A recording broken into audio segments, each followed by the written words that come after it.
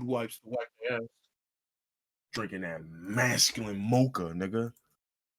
Masculine mocha. Nah, man, fuck is you talking about, yo? Y'all niggas be Is drinking this them. is this sponsored by Liquid Death? No, y'all niggas be drinking them feminine frappuccinos, yo. Shit nasty. Be a real man. Get you a can with a skull on it, yo. Yeah, you could kill somebody with this water. I'm too hydrated right now. When you finish, you gotta rip the can in half so you feel like a strong man. You gotta bang it on your head like Stone Cold. That's how you open it. That's crazy. I seen it. Oh man, that's Yeah, if you want a liquid death, let me get a hell yeah. Hell yeah, brother. He said liquid death is running wild, brother. Ladies and gents, sentient piles of rebels. People trapped in containers. Welcome to episode 83 of the Bozo Behavior Podcast. Who put them in the container? The robot that escaped the cage. Oh, and then okay, yeah, you getting it. We talk about robots a lot. We're definitely getting picked off once everything pops off. I feel like it's a benefit that we talk about robots a lot because they understand we sympathetic to the cause. That's true. Like, and you know what's funny? Like, me and my brother was talking about end of the world movies like the 2012s, the Day After Tomorrows, and a lot and Independence Day, a lot of those. Like, yeah, we were talking about like the arrogance of humans, right? Like, especially in these movies, and like specifically in these doomsday movies, right? Because this is just like, dog. Like, I remember there was a scene in A Day After Tomorrow, right, where Jake Gyllenhaal, or is that Jake Gyllenhaal? That is Jake Gyllenhaal, right? Day After Tomorrow. Day After Tomorrow, Jake Gyllenhaal. Yeah, that's not Jake. No, Dennis Quaid's the dad. Yeah, and Jake Gyllenhaal's the son. Okay, for sure. There was even an interview where Jake Gyllenhaal forgot that Dennis Quaid was his dad. Like he was like, "Oh yeah, I did work with Dennis Quaid. Oh, yeah. Gotcha. I mean, when you an actor, you do so many projects, and that movie Day After Tomorrow came out in like 2004. Yeah, I was about to say 05, nigga. Like, it's been damn near 20 years. Like, I wouldn't remember working with Dennis Quaid either. Yeah, and I think it might have been the only time they worked together. That was the only time they did what? I'm sorry. I was gonna say you fuck about with to get each us other, sued but I knew that. No, I was gonna say fuck with each other, but I knew that would sound bad. Let it be known here first. Breaking news: Dennis Quaid and Jake Gyllenhaal spread this around. Let this rumor grow. He said, "Nah, there was a sequel to Brokeback Mountain. Y'all just ain't see it." I forgot all about Brokeback Mountain. I'm sure you did. But anyway, we were talking about the arrogance of niggas, and we were talking about there's a scene in Day After Tomorrow where the city's flooding. They're in New York City, right? And there's water like up until their waists at this point, and the water's rising rapidly. Like, it was at their knees a few minutes ago, and now it's at their waist. Like, that's a whole 1.5 feet, 2 feet from your knee to your waist, brother, man. And within 5 minutes, it's there. Like, this shit finna get bad. And then his dad even told him, "Hey, look, y'all, get inside, get in cover, because it's finna get worse." Hell yeah. It's finna get a lot worse. So imagine a nigga, first off, put that in perspective. Can you imagine like a flash flood, now water's up to your waist in the city to where like everything's floating, like sewage is floating, all this shit. And a nigga tell you it's gonna get a lot worse. What does that look like? What is a lot worse from this? Looks like I'm not gonna be seeing it because I'm about to off myself. Right, like that, but that's the one thing. Like, I'm thinking to myself, like, that's the part where it's just like, as a human, you can't even comprehend what that actually looks like. What could be worse than within 10 minutes the water up to my waist? Well, they find out very quickly. They look down like New York, you can see like for blocks and blocks and blocks. They see a wave so big, like this wave is probably like 50, 60, 70 blocks away. You can see across the city, and you can see this wave through, like, over the buildings, coming through, this and that. This one woman gets her bag stuck somewhere, and it's like, oh, my passport. The world is over. What you need a passport for? And this was, to me, like one of the biggest examples of the arrogance of humans, because not even arrogance, whatever word you want to come up with, stupidity, whatever the hell it is. You live in a world where there is a wave the size of New York City skyscrapers barreling through New York City. Now, if you don't know nothing else at this point, right? Because she didn't. This woman wouldn't know what Jake Gyllenhaal's dad told him, but Jake Gyllenhaal knows it, and they both see that wave. Yeah. So in what world are you sitting up here? No, my bag is stuck. No, I gotta bring my passport. Bro, look, I got a passport. I got some chapstick in there. I got a little granola bar. Bruh, if you don't let this fucking bag go, like it's shit like that, and to the point to where Jake Gyllenhaal go back and helps this lady. I'm not gonna hold you. I would have left her. I would have been left her. Like he went ahead and then looked back like, damn, she's still trying to get that bag. No. So that's one. That's one example where I'm just like, y'all niggas are insane. The other one was, this wasn't even a Doomsday movie, but when I was watching Bullet Train, one thing I did notice was that scene, right, where Brad Pitt's like, yo, he's with the girl, the little girl, like the white girl, and he's like, all right, we gonna get off this shit, da da da. She's talking about, no, my bag's stuck. Please don't leave me here, da da da. Brother, man, do you understand what I have murked multiple niggas. Yeah. I have fought for my life. This is supposed to be a snatch and grab. That's what I was told from the jump. And I have now cooked 2 people and fought more. No, I don't care whether you alone or not, shorty. If you can't get that bag unstuck and you ain't willing to leave it, deuces. I'm off the train with it. You're out of your mind. And that wouldn't be arrogance. I don't know what you would call that one, but it's just like, bro, why do y'all niggas forget what y'all here for? And in both of these scenarios, you're facing like impending doom. Like you're facing guaranteed cookation. Guaranteed cookage. Like it's just like, yo, I'm not understanding why it's so hard for y'all to just be like, nah, I gotta leave you. Sorry. And I get it, like we talk about the humanity and people want to help each other, and people are just naturally good and altruistic and that's cap. Niggas are the that first off, opposite. yeah, that's cap. But even if it was true, not for this, not with this. Bro, when I see that Wade barrel, I'm gonna tap you on your shoulder, point at it, and say, either you leave that bag or you getting left. And I'm sprinting, I'm dipping, I'm like, I ain't grabbing you by your hand, no nothing. I'm saying, listen, I'm in the crib with it. That reminds me of that movie, The Sadness. I know you ain't seen that one because that movie is fucking crazy. But this is one scene where one of the main character is on a train when everything starts going crazy. And the girl next to her is just sitting there freaking out while everything is going crazy, and she has to like drag her to safety. And I'm just like, no, I'm I'm not just not dragging dragging you. you. No, get up, run. Yeah, and if you don't, deuces. Sorry. Mm-hmm. Yeah. Yeah, no. I just never understood that. Like, don't get me wrong, I understand why movies put it in because it's like it creates tension and all that other shit. It's a trope, right? But it's just like I just can't imagine people doing this in real life. Even, and there was more in Day After Tomorrow. I wish I could remember all that. I think we came in here and I talked about it, but that movie specifically, I was just like, there's too much in here where y'all still respecting the old world like shit ain't brand new right now. Yeah, exactly. Like, and that's the part that be blowing my mind, especially in some of these doomsday movies where it's just like, y'all still moving. Like, all them old rules and tenets you've been living by are applicable still. Like, dog, I don't care. Like, and that's the thing I think about, like, with so many of these movies where it's just like, one trope that I will say that I see often, and I'm like, that's 1,000,000% facts, is the trope of the crying baby. Like, we somewhere, we can't get spotted, we can't be heard, da da da, and the baby, and niggas look at each other, hey. They looking staring at the mother. Excuse me, man. Get that fucking baby under control. And then the way that a lot of niggas handle that in some of these movies, like, don't get me wrong, I feel like every time that's gonna end brutally. I'm gonna be honest with you. That baby's getting ripped apart. Yeah, because niggas I wouldn't play that game not once. And the worst part is you can't end with the baby because think about this. You got a child. First off, why did you have a child? In some of these cases, like this situation has been like it's been doomsday or apocalypse for a few years, and you have a newborn. Yeah. What the fuck are you doing? Like in fucking A Quiet Place. Right, yeah, that's the one I was thinking of, right? It's just like, dog, how you got a newborn and we've been in this for a little while? Like, I'm not saying like, listen, the fucking raw, I get that part, right? That's the only thing I'm getting. Right. That's the only thing I'm getting because the instant that belly start to blow up, this is gonna sound crazy.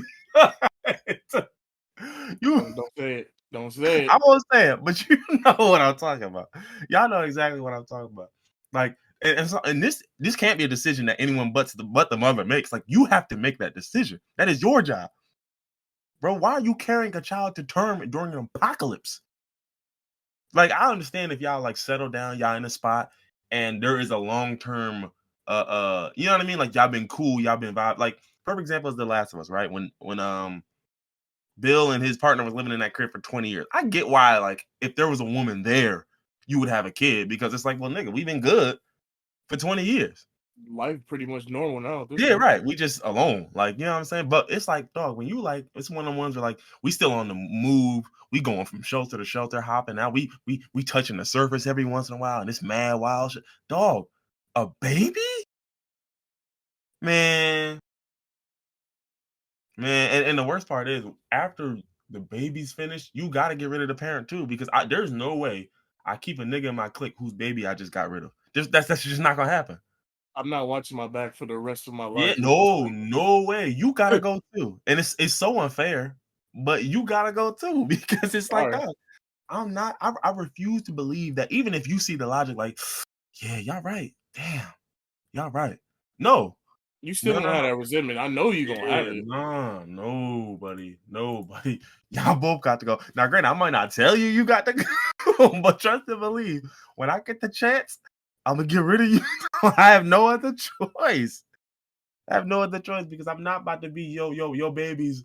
I'm not about to cook your child and then no, not having that fight. I promise you, we'll get up out of here real quick. Watch this. I'm like, yeah, come talk with me. We gonna talk about a plan for me and you and da da da this and that. You gonna walk into the room. It's like 6 people in there. What y'all doing in there? The door locked behind you. Why we in a soundproof room? Don't Mhm. don't think about it too much. Mhm. Mhm. Oh man, like, no, I'm sorry, dog. It can't go that way. That's why I just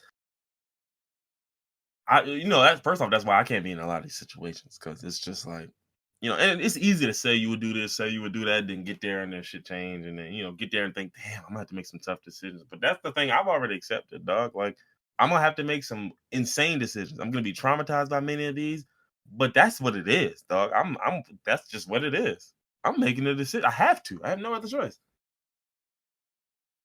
Like, cause I even Yeah, remember that in Day After Tomorrow, like, there was a dude who was a cop who had them just moving walk, and he was talking about some bullshit, but I guess because he a cop, which mattered back then, right? Like, because he a cop, niggas is like, well, yeah, he would know. What would he know? We talking about survival through a superstorm, the likes of which no human has ever seen, nigga. an If you're not a unprecedented situation. if you're not a meteorologist, nigga, you carry nothing. No career choice or profession that you have worked means anything unless you are a nigga who understands weather and climate. Other than that, I don't care. What does a cop mean here? What would it mean? What does doctor? Doctor means something. Doctor means something. But what does cop mean here, bro? You know how to protect capital. Where's our capital? Hmm. What capital do we have? These books we burning for heat? What capital do we have? Your job, you're a security guard at best right now in this world. But who are you keeping us secure from? Ourselves?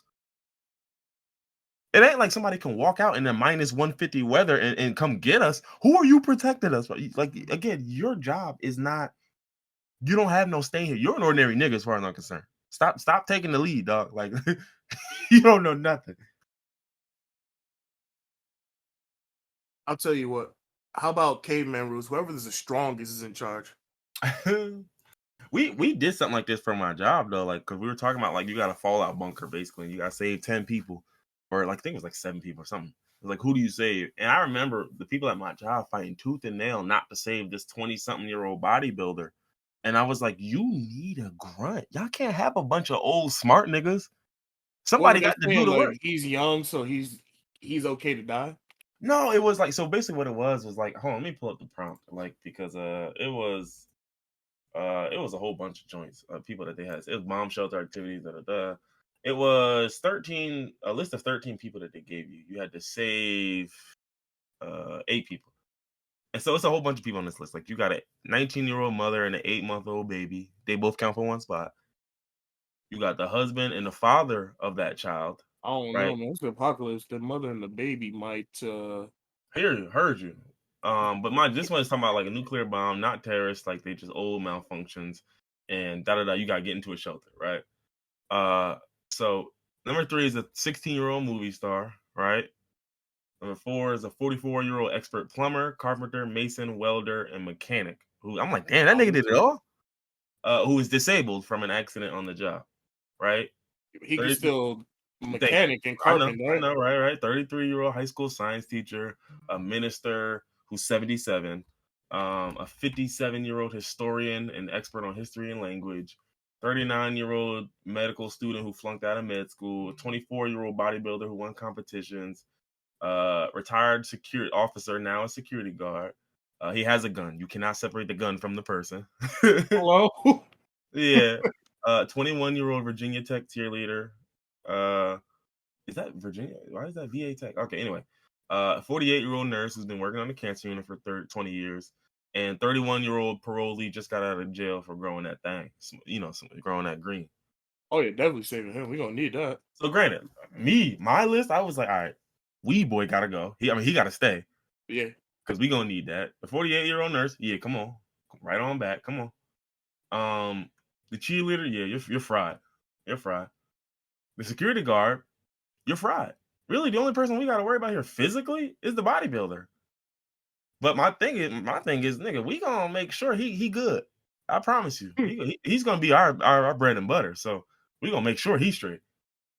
The bodybuilder who I kept because it's like somebody's got to do the work. And with all these ages, what's the 20-year-old unemployed 7-Eleven worker gonna do versus a 24-year-old bodybuilder? At least he fine with the physical effort. You're gonna need that 7-Eleven register worker once we get society back. We do not care. You don't need somebody to work that register at 7-Eleven. The med student who flunked out, yeah, you're fried. We already got a nurse. You're good. You're gone. Like, what do we need you for? The historian, the expert on history and languages, I'm keeping him for obvious reasons. A couple people agreed. The minister, hate to break it to you, I understand the utility of a minister, like hope, faith, and all of that. I think I'm willing to let you go. Yeah, 100%. Willing to let you go. The science teacher, I'm going to keep because he's going to know some stuff that we're going to need to know as it relates to chemistry, biology, all of that shit, whatever. Yeah. Expert plumber, da da da. Again, we keeping you because anybody else in here that's young enough, or not even young enough, I don't care how old you are. Y'all better all learn some plumbing, some carpentry, some masonry, some welding, and some mechanic shit. Like everybody here. I don't care if you 50 or not. Nigga, you better find a little carpet you can lay down. The 16-year-old movie star. I ain't gonna hold you. I wanted to save him just because we had space, and I was like, we're gonna need somebody to entertain us.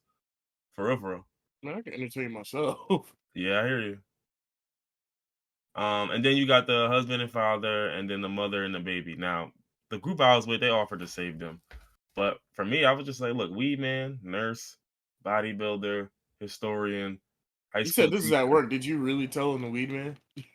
No, I wouldn't. Well, the funniest part was I initially was like, I'm gonna say weed man, but I don't know what they're gonna think. And they were resoundingly like, no, we keeping the weed man. Like, and I was like, heard you. But I'm like, think about it. Weed man, nurse, bodybuilder, historian, high school science teacher, the expert plumber, and then probably the husband and the mother. That's 2 people. That's the 8 right there. I'm like, that's it. That makes the most sense to me because people talk about values and beliefs and listen. This is about survival. It's a matter of who's the most useful to us. Now, the woman and her baby is useful because we would need to repopulate at some point, right? So y'all 2 jobs is going to be to just keep fucking. That's y'all job. Keep fucking. If you saying we gonna need to repopulate at some point, that's if it just depends on what you want. Like, are you just trying to survive, or do you think we gonna come out of this and rebuild the world afterwards? We got enough to do it. We got nurses, we got weed growers, we got historians, right? We got plumber, carpentry, masonry, welding, mechanic. Only thing he don't know is electricity. We still ain't got that yet, but that's all right. So look, we got enough to even if we don't rebuild the world, we can rebuild something. We can rebuild something. And the other thing is I noticed is that a lot of these lack gender, and only a few select ones have gender. Mm-hmm. You know what I mean? Like the father, the mother, those are the two. Okay, very clear gender here. And then even the cheerleader, they didn't mention a gender, right? Retired officer, they didn't mention a gender. Bodybuilder, definitely didn't mention a gender. For all that. Yeah. But I don't know. I thought that shit was interesting because it was just like, dog, like some of y'all people were picking some silly people. Like I was just like, bro, what are we going to What's the do? silliest pick? I think the silliest pick was the minister. Niggas was talking about hope and shit. I'm like, Hope. bro, Nigga, I don't need another person to inspire hope. If you can't inspire hope in yourself, I don't know yeah, what to tell you. bro, like I understand the value right now because niggas is, but bro, I don't need that. You're 77. No disrespect, we gonna end up taking care of your old ass. Yeah. Like, no, bro, sorry. Like, I'm not saying like I value youth over everything because that historian was 57. He old. Nurse was 48. You old. The other dude was 44. We got some old heads in here. It's just you the oldest nigga here, and as far as I'm concerned, bro, you a minister. Your job is to talk, bro. I don't need all that. I do not need all of that. But yeah. Funniest thing is, that shit just killed me because it's like people came up with really weird explanations for who they'd save and like which traits meant the most to them, and I'm just like, all right. Bro. But anywho, let's get back to our regularly scheduled programming. We have a What do scheduled program. we do? Somehow, some way we do. Where do you want to start on this list? I'm sure you can see this list of topics. I could start with, it just depends where we go because I do feel like we can do entertainment, and whenever we do that, we'll just get all of them out the way. Yeah, let's Uh, just start with entertainment. I guess we okay. can start with the Super Bowl. Yeah, so let's start with the Super Bowl. That's a little bit of sports, but mostly entertainment. We'll get back to sports later. So, obviously, there was a Super Bowl, and a great game, wonderful game, fantastic game, phenomenal game. That some people believe, at least, was ruined by a ticky tack call at the end of the game. For those who don't know, obviously, the Chiefs won 38-35 over the Eagles, two black quarterbacks. The black quarterback with the white wife won. I don't know. I'm just telling y'all what happened. Just telling y'all what happened. White wife and white mother. Don't forget that. Mm, talk to him. Talk to him. But I seen somebody was talking about this was like a Pan Africanism versus Afro pessimism, and I was crying. But yeah, so yeah, Pat won. Pat Mahomes, Mr. Ketchup on the steak. But what you gonna do about him? Stop me. So it was a good game. Listen, what I will tell you is the Eagles played a great first half. Um, That they did. and I think the Chiefs came out at half and they didn't even really make many adjustments. I think they just kind of understood, like, listen, dog, we can get what we want on offense. We just can't shoot ourselves in the foot. We can get what we want. And all it's going to take is a stop or two on defense and we'll win the game. And that's literally exactly what happened. The Chiefs ended Literally, up yeah. getting everything they wanted. I think they said they scored on every drive they had in the second half, which, well, yeah, makes sense. And they got anything they wanted and they got to stop. They turned Jalen Hurts over once and ended up winning by 3. That's it. That's all I needed. And it's a shame because Jalen Hurts played out of his mind, out of his fucking He mind. damn sure did. He made some throws that game that I was just like, I was watching like, oh god, show me the replay. Show me the replay. I need to see this in slow mo because this throw right here looks crazy. That throw to Goddard where he tippy toed, that one was nuts. Yeah. The second throw to Goddard where he was like diving and it was just, but that one was nuts. The deep throw to AJ Brown was pretty good. The one that Quez Watkins dropped was unbelievable. I mean, there was just some throws in here that I was like, dog, these are the ones. These are the throws. Like he made them all. So hats off to Jalen Hurts. I mean, he played his fucking ass off. He'd definitely be back. That's for damn sure. Yeah. And with the way that the Eagles are set up, they've got cap room. And again, people felt like they went all in this year, but it's like, no, they still have cap room. They didn't go all in. They did. Listen, they definitely made it clear they wanted to win a Super Bowl this year. They made that clear, but they didn't go all in. So I think realistically, and what we can do, we can add the Last of Us to this. I don't know why I just randomly thought of that because that wasn't on our agenda. But He went crazy, and the Eagles are not like the Eagles will be around for a little while. Like this is not like the Rams, where the Rams literally went all in for 1 year, and if they didn't get that one, it was cooked. This isn't like the Lakers, where they went all in for 1 year, and if they didn't get that 1 or 2 years, they were cooked. This is one's a little scary because I think the Eagles will be around. But game aside, there was another event at this game that quite a few people cared about. And sandwiched in between two halves of amazing football was the Super Bowl halftime show featuring the likes of Rihanna. The Super Bowl, that was a halftime show? There was a halftime show. I know it's never happened. Never happened in its history before. Yeah, They I've never started heard it of just because Rihanna won one. it. Hey, well, Rihanna won, she gets. Yeah, that'll be true. So Rihanna did a halftime show, performed. I don't remember the exact order of songs and none of that shit, but did a good bunch of her songs. I had an initial take on this that after what it's been not a week, but after like 4 or 5 days, I still have that same take, but I've softened a bit on it. What But was the take? my take was that this performance was bad. I've heard other Um, people say that. and well, no, you have because I think objectively speaking, it wasn't much. Like, but I do feel like this was beyond the performance itself. I think all the factors that went into it made this a perform like it made it so this is a performance that no matter how good, bad, or indifferent it is, there's not much you can say. And Yeah. that was I think that was masterful by Rihanna and her team because there isn't much I can say. Because I sit up here and I'm gonna say, well, you came out flat, you da da da, you did this, you did that, and then you show me a baby bump at the end.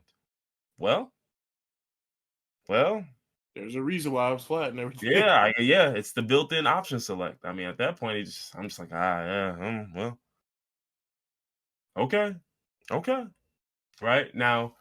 Again, my original take still was I don't actually care, and I still believe that to a degree because it's like I don't, not to be rude, like I don't care, like not like I don't care about your pregnancy, but like in terms of the performance, I don't care what's going on.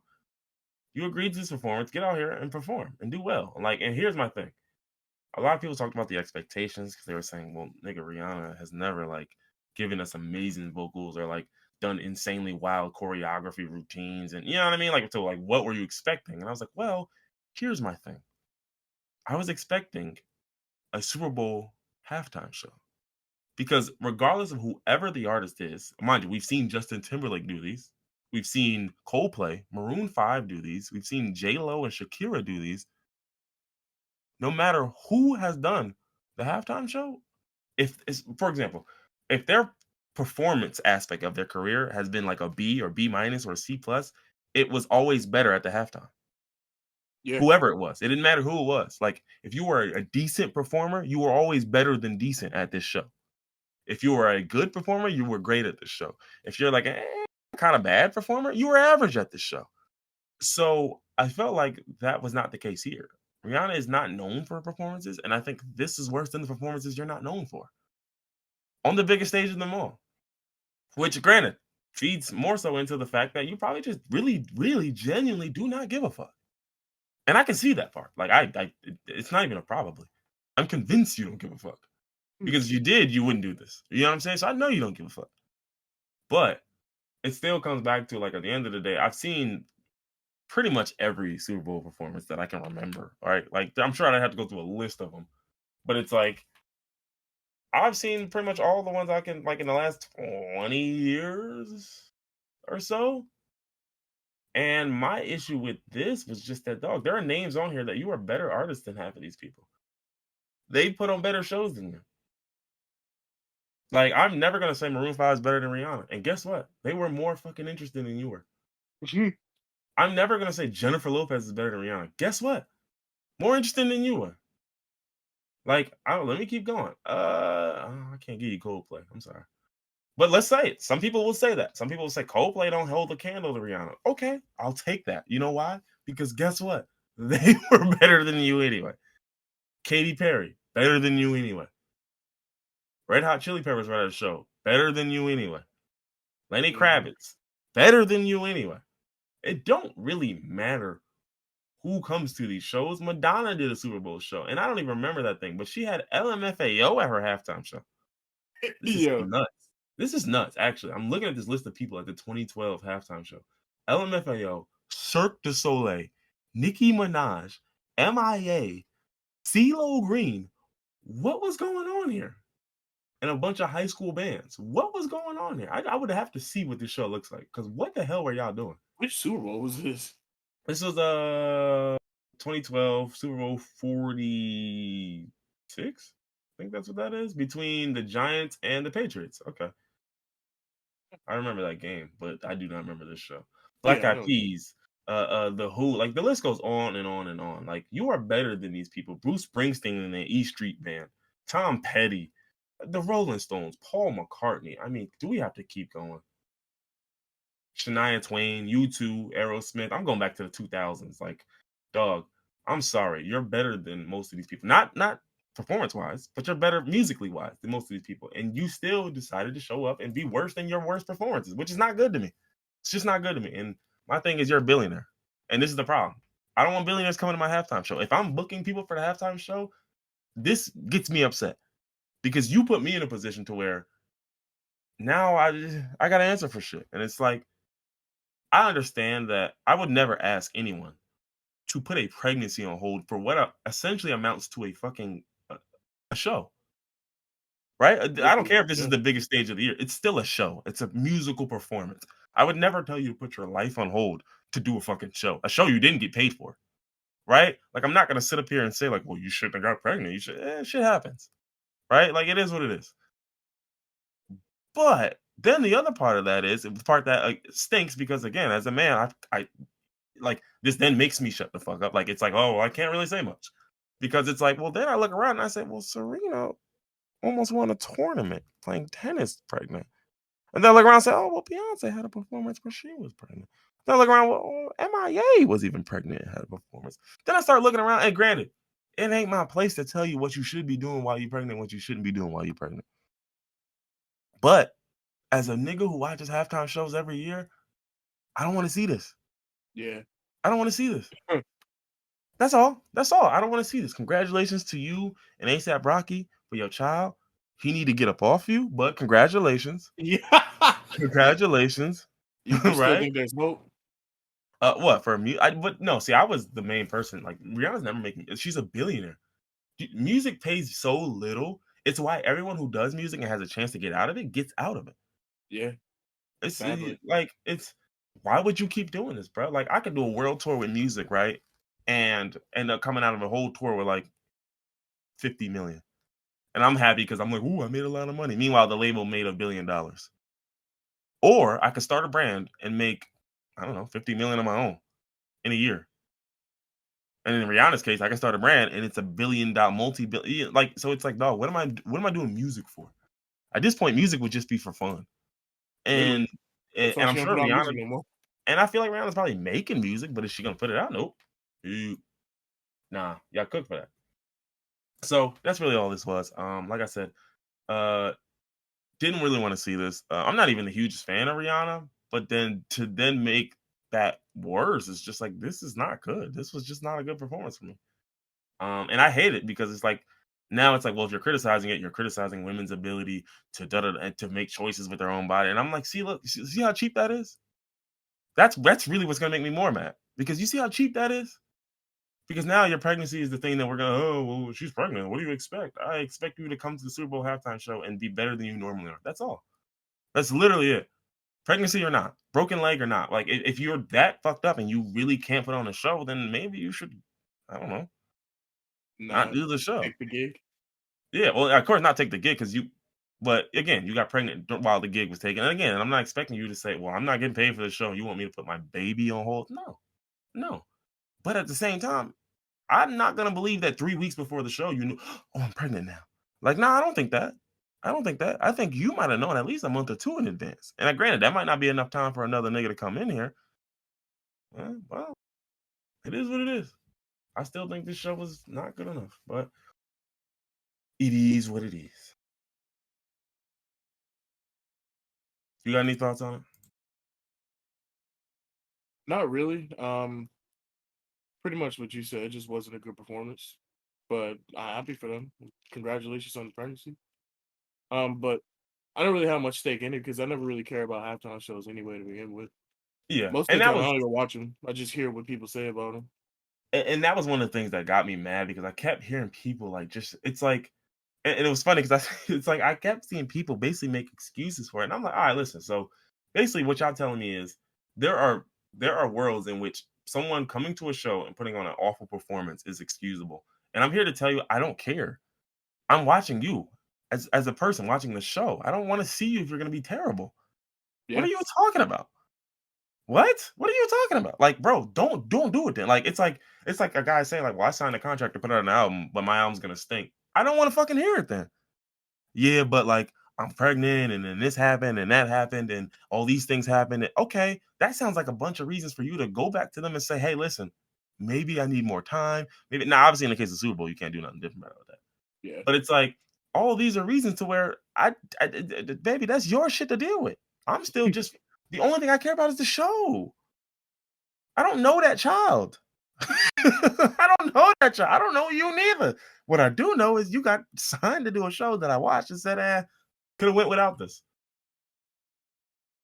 So it is what it is, man. And I guess from one debate to another, there was the Billboard 50 greatest rappers of all time list. I don't know if you saw this.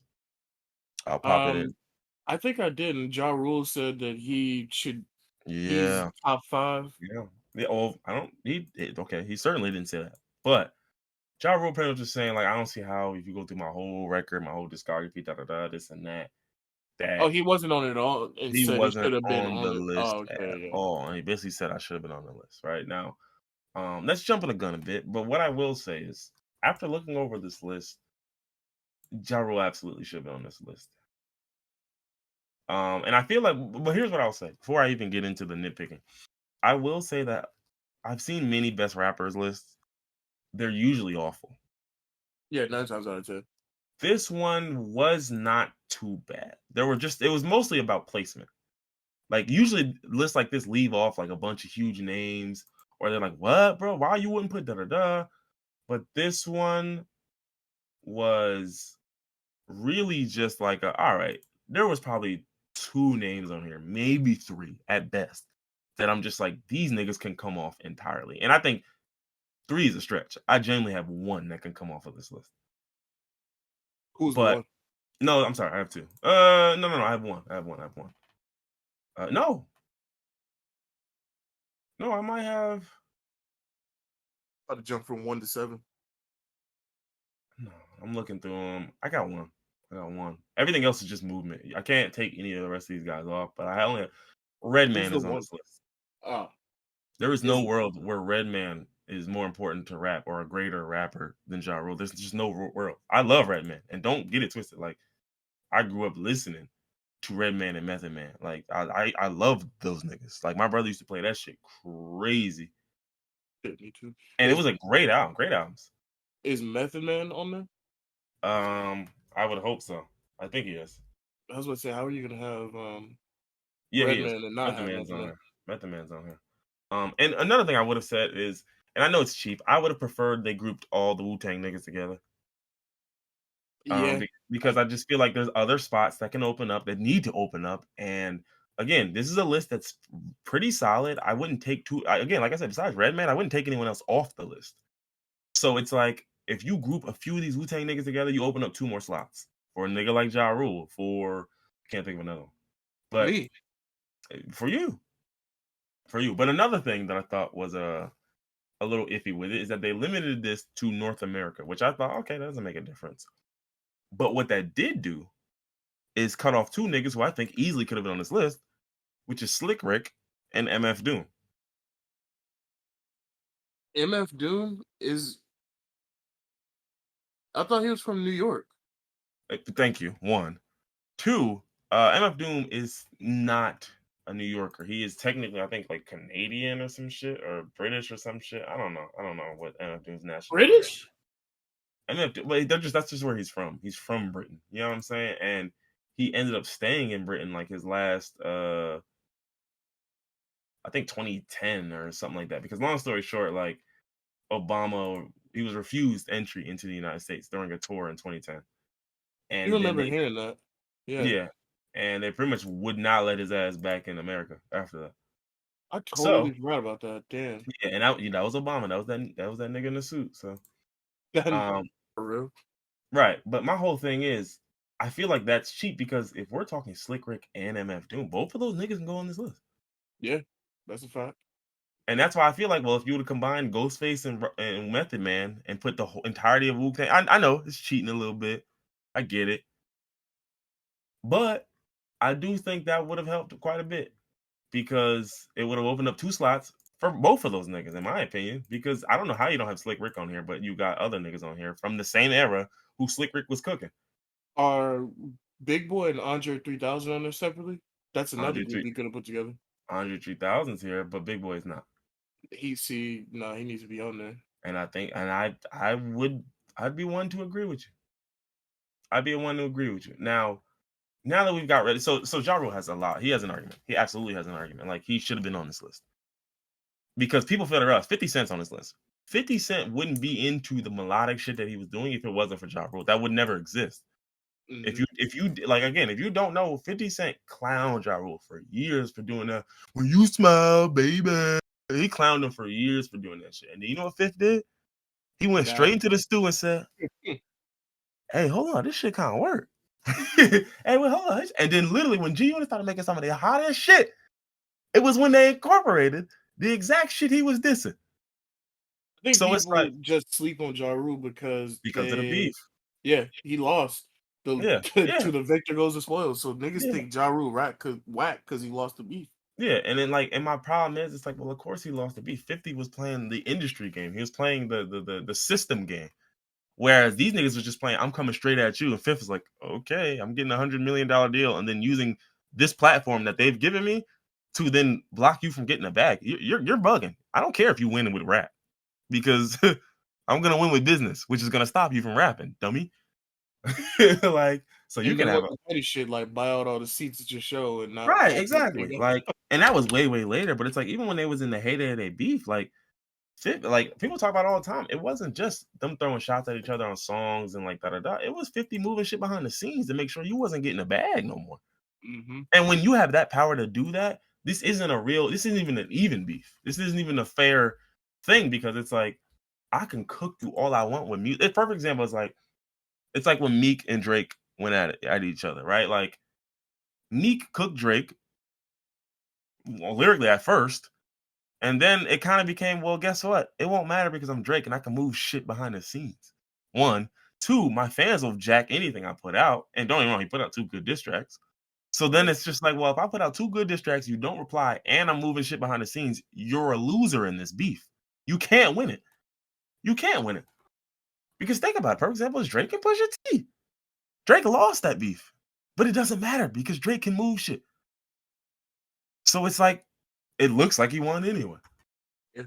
But anyway, People back were to saying Pusha went too hard, and so he lost because he right. I'm like, bro, go listen to Hit 'Em Up or No Vaseline or some of the older diss tracks, nigga bro. no Vaseline in today's Yeah, day and age. Niggas' heads would explode. yeah, bro. Like this ain't like The Bridge Is Over, where niggas was just like dissing your style and how you was getting your shit off. Like, nah, these niggas want y'all dead. Like, Like, what I didn't understand is people were talking to Push about Push T like, oh, you went too far saying his man's had MS, he dying. Wasn't Drake literally making fun of Kid Cudi when he was in He the was, psych but ward for see, suicide? that's the beauty of being that guy in the beef. Same thing with 50. That's the beauty of being Fifth. Because any action I take seems justified.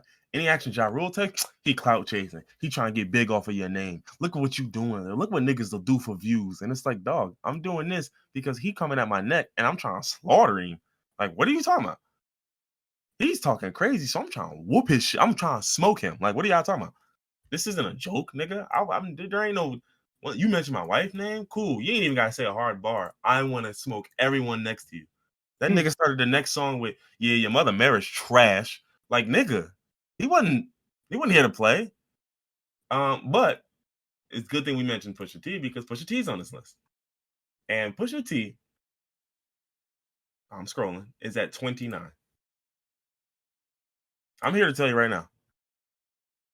Pusha T is not number 29. Like Pusha T is above Lil Kim. Mm. Pusha T is above T.I. He's above Busta Rhymes. He's above Future. He's above Most Def. He's above. He's above most death. He's above Most Def. He's above Ludacris. He's above Dr. Dre. He's above. You see what I'm saying? He's above Jadakiss. Like no. Sorry, dog. It's not gonna work for me. Like that's what I mean by placement. Because Lauryn Hill is 30, and a lot of people hold Lauryn Hill in high regard, and I'm here to tell y'all, I'm never gonna hear what y'all hear. 2 great albums. Yeah, 2 great albums. 2 real solid albums. But dog, I'm not. You can't get that for 2 albums. How is she number 30 with 2 albums? Better than Lil Kim with 2 albums? Better than T.I. with 2 albums? Busta? Future? Mos 2 Def? albums, yeah. Gucci?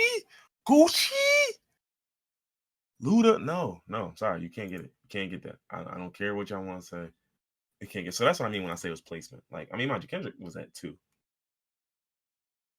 Who was And, one? you know who one was. Just take a guess. Take a wild stab at it. Drake. Shut up, yo. Take a real stab at it. take a real guess. Jay-Z. Yes. Yeah. You know. Where was Wayne at? Wayne was 7, which we also. Well, when I looked at a couple people, first off, okay, Eminem was 5. And I get it. Eminem has 10 number 1 Billboard albums, 3 diamond singles, and a whole bunch of commercial success and all of that. I'm not putting Eminem at 5. No. Will he be in the top 10? Probably. Will he be in the top 15? Reluctantly. I Yeah, don't he'll want him there, but reluctantly I be in the can't top deny 10. it. Will he be in the top 15 for sure? But no, I'm not putting him at 5. Not above Big, not above Lil Wayne, not above Drake, not above Snoop. Sorry. Even Snoop at 9 is kind of nuts to me because I'm like, bro, Snoop didn't have a better career than M. I would put Snoop at like 6, honestly. That's what I'm saying. Snoop's at 9. So I'd move Snoop up a few spots. They got Nicki at 10. Absolutely under no circumstance. What you mean? No. I mean, it's hard to argue that impact. I don't think 10 neither, because she's above Andre 3000 and Rakim and LL Cool J. Yo. so yeah, no, sorry, no. Like you said, placement. This Yeah, list it's is just placement crazy because placement these wise. names, like mind you, J. Cole is above 50, is above Ice Cube, is above This list, Nipsey. is this strictly rap and DMX. lyrical ability, or is it No. like impact It's on supposed to be rap itself? totality. It's supposed to be totality. And that's where it gets a little confusing because some of these people I understand talent. Some of these people I understand sales. Some of these people I don't understand the argument when you put it all together. Now, to J. Cole's credit, J. Cole's been putting out mixtapes since 2007. The first mixtape he put out in 2007 to come up was pretty hard. That was 16 years ago. And he's peaking. Like, I would argue J. Cole's best shit has come since when? 2015, 16 and onwards? Like, he's getting better. Yeah, he definitely is. And he's got 3 straight albums. Well, first of all, he has 5 albums that went platinum, but 3 straight albums that went platinum with no features. I mean, again, I know that's a commonly memed thing that people say, but 3 platinum albums in a row with no features? I don't know. And then again, lyrically speaking, he's only gotten better. Like he was a little corny. There was a point in time where he was spitting them corny ass bars, and he's gotten better. You know, Cole heating up like some leftover lasagna. Yeah, right. And listen, I was saying it before, and I'm gonna say this real quick, and we gonna get out of here. I was saying there's an argument to be made that J. Cole should be higher on this list than Kendrick, and I'm gonna leave it at that. Just off of me personally, absolutely not. I'm the biggest. Like I respect J. Cole. He could definitely rap, but I'm the biggest J. Cole NyQuil enthusiast there is. I'm the first nigga to say he'll put me to sleep. So under no circumstances is he higher than Kendrick for me. Yeah, I'm willing to say it. I'm willing to say it, and I will back it up. I will fight for it. I will fight for it. Again, whether I win or not, we'll see. But I'm willing to fight for it because I think Kendrick ain't the guy y'all think he is, and I'm gonna leave it at that. So, what else? What else we got? Anything else on this list? No, nothing else. This list. This wasn't too bad of a list. It really. Where's Slim Jesus on the list? 49. It's like nah. Like I was like, no fucking way. one thing that really pissed me off. Jadakiss was 46. I don't like shit like that. I don't like shit like I don't that. like shit like that. Rick Ross was 50. I thought was a little silly, but I don't know. Where's He, 2 Chainz? 2 Chainz I, isn't on s- this list. I swear, I was about to say, I swear to God, if you say 2 Chainz not on this 2 list, Chainz is not on this list. Come on. I'll go Yeah, to war for 2 Chainz. I would too. On the greatest rapper list though, nah, I might give it to Ross over 2 Chainz. I want them both on there. Ross Hey, has 58 Billboard Hot 100 entries. you hear the type of music that nigga be putting out? Of course he Oh, do. you know what's crazy? I looked at a stat yesterday. Ja Rule has more number one hits than Chris Brown. That is mind blowing to me. I I don't can know see why. that. I was alive for Ja Rule's run. Like, but Yeah, I was that's what gonna say, I'm I saying. could definitely The see that. beef he had with 50 is just that shit really It erased. destroyed Yeah, it everything. just erased his whole shit because it's like, dog, he has more number one hits than Breezy. Like, y'all niggas not hearing me. 50 Cent. I'm never one that's in conspiracy theories and the whole Illuminati thing, but 50 Cent definitely joined the Illuminati, and During that beef. yeah, I don't know, He man. The heard the way first diss track. He said, "Hey, look, y'all still taking memberships? Y'all still he letting niggas in?" dismantled this, he ended Ja Rule's career. Yeah, I mean, but he just changed the perception, and he was fighting a perception battle when Ja Rule thought this was a rap battle, Yeah, and that's the part that always is nasty when it happens because it's like, damn, like you probably could have won the rap battle, but you're going to lose the battle of public opinion, like, and once you lose that one, there ain't too much more you can do, really. and 50 like that in every beef, but I feel like Ja Rule is the only one that really got just destroyed like that. Like he was doing shit like taking pictures of DJ Khaled mother at work, Yeah, he was taking Rick bugging. Ross baby mama on shopping spree. He was doing absurd Looney Tunes level He of said, "Literally, villainous activities, but nobody fell off like Ja Rule. I think maybe it's just because it was already towards the end of Ja Rule's career anyway. Like the whole Thug Loving songs, we were kind of moving past that musically, so it's just bad." he And was the real already on issue the way falling off along with 50 Cent's antics. the real issue, right, is that Irv Gotti is the dude who runs the label. Yeah, That Irv Gotti was facing a federal conviction. Like, you get what I'm saying? Like, he was facing Fed money laundering charges. So it's like, dog, you combine that with losing the battle of court in the court of public opinion. you're So think about cooked. it. The Fed's trying to destroy you, and then 50 Cent's trying to destroy.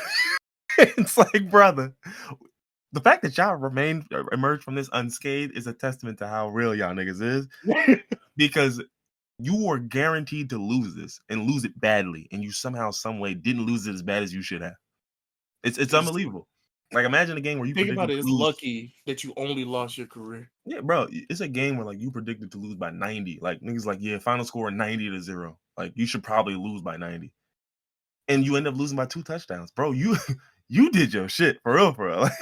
Like, you said, what was the score? 31-17. Damn, how we hold them to 31? He said, what, you hold them to 30? He said, bro, it's the Feds and petty 50 Cent. What do you mean? They were supposed to put up 100 on you. So I think that's the real reason. Like, that's really what it was. Like, you can talk about Fed charges and fifth on your ass at the same time, dog. You're not supposed to live through that, let alone live through it and still come out the other end with something to show for. Like, no. But since we on the topic of Breezy's number one hits, I guess that's a segue into our next topic, which is your boy Breezy your boy Breezy went on a little bit of a IG Yeah, rant. your boy, not mine. Hey, someone's boy, not ours. But went on a bit of an IG rant. Basically mad about not the Robert Glasper thing, shockingly enough, but mad about a He bit of a did talk about Robert Glasper like when it again. happened. No, he did. But he was mad this time because Chloe, for those of you who don't know, Chloe from Chloe and Halle, the group, two young ladies. Chloe put out a single, and her single is with Chris Brown. Now, Chris Brown previously had a song with Chloe on it. Don't know the name of it. Don't even remember what the public reaction was to it. And so, in what I would assume is a song swap, Chris Brown then gave Chloe a Chris Brown feature. Right. So she posted this on her Twitter, and within minutes, I saw it. I actually saw the post go up, and it was posted like 3 or 4 minutes ago, and I was like, "Oh, they here early. They here as soon as this shit went up. Like the original post says 4 minutes ago, and they on your bumper. You're already ratioed. Like 4 minutes in, you were ratioed, and a bunch of people were just like, "Girl, for what? What you doing?" Like a lot of that. And that's how it went early on. And one thing I did notice is there wasn't too much smoke for her. Like people were just disappointed with her. It wasn't even like I'm mad at you, I hate you, da da da. It was just like, what are you doing? You could have got this dude, that dude. You could have called Usher. You could have hit so and so. You could have da da da. And a lot of people then sit up here and said, "You think Chloe can get a song with Usher?" And I said, "Well, Chloe is managed by Roc Nation, which includes Jay-Z. She got a Beyonce cosign, and Chloe has done songs with many artists. So with the Jay-Z, with the Beyonce cosign and Jay-Z's backing of the actual label, combined with the fact that you can get a Chris Brown record, yeah, no, I think you can really get anybody, to be honest. I genuinely do think that. Like, I think there's like maybe like 6 niggas you can't get. Michael But Jackson okay. being one of them. Like you probably can't get a Drake record right now. Okay. So you can get all this. You're like, I mean, if she can get Chris Brown, she can probably get Drake. I would imagine. I think that'd be a tougher out, is what I'm saying. But my whole point is, Yeah. you can get, if you can get Breezy and all those other names with the Beyonce cosign, bro, you can get whoever. You can get Yeah. whoever. So you didn't need to go this route, but you did, and it is what it is. And so I think a lot of people, they kind of got on her ass quickly and then shifted it to Chris Brown. Because they're like, look, you just get out the way, girl. I gotta yell at this nigga. Just get out the way. Just get out the way. Just move around, please. Yeah, move around. You did some dumb shit. I'm gonna talk to you later about that. But listen here. Right. You So nigga back there. We need to have a talk. so the Chris Brown goes on his rant, basically saying like, y'all been holding me accountable for the shit that I did when I was hold on, let me find this tweet.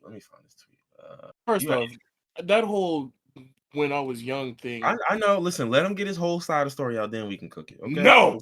That's the monkey from Planet of the Apes. No.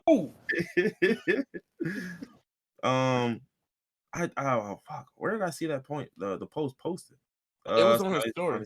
No, I know, I never saw that, but okay. I saw the actual post somewhere. Let me look for it. I'm gonna get there quickly. Don't worry about it. It ain't gonna take me that long. He not gonna get there quickly, y'all. I'm there already. So I'm gonna do it from the bizak.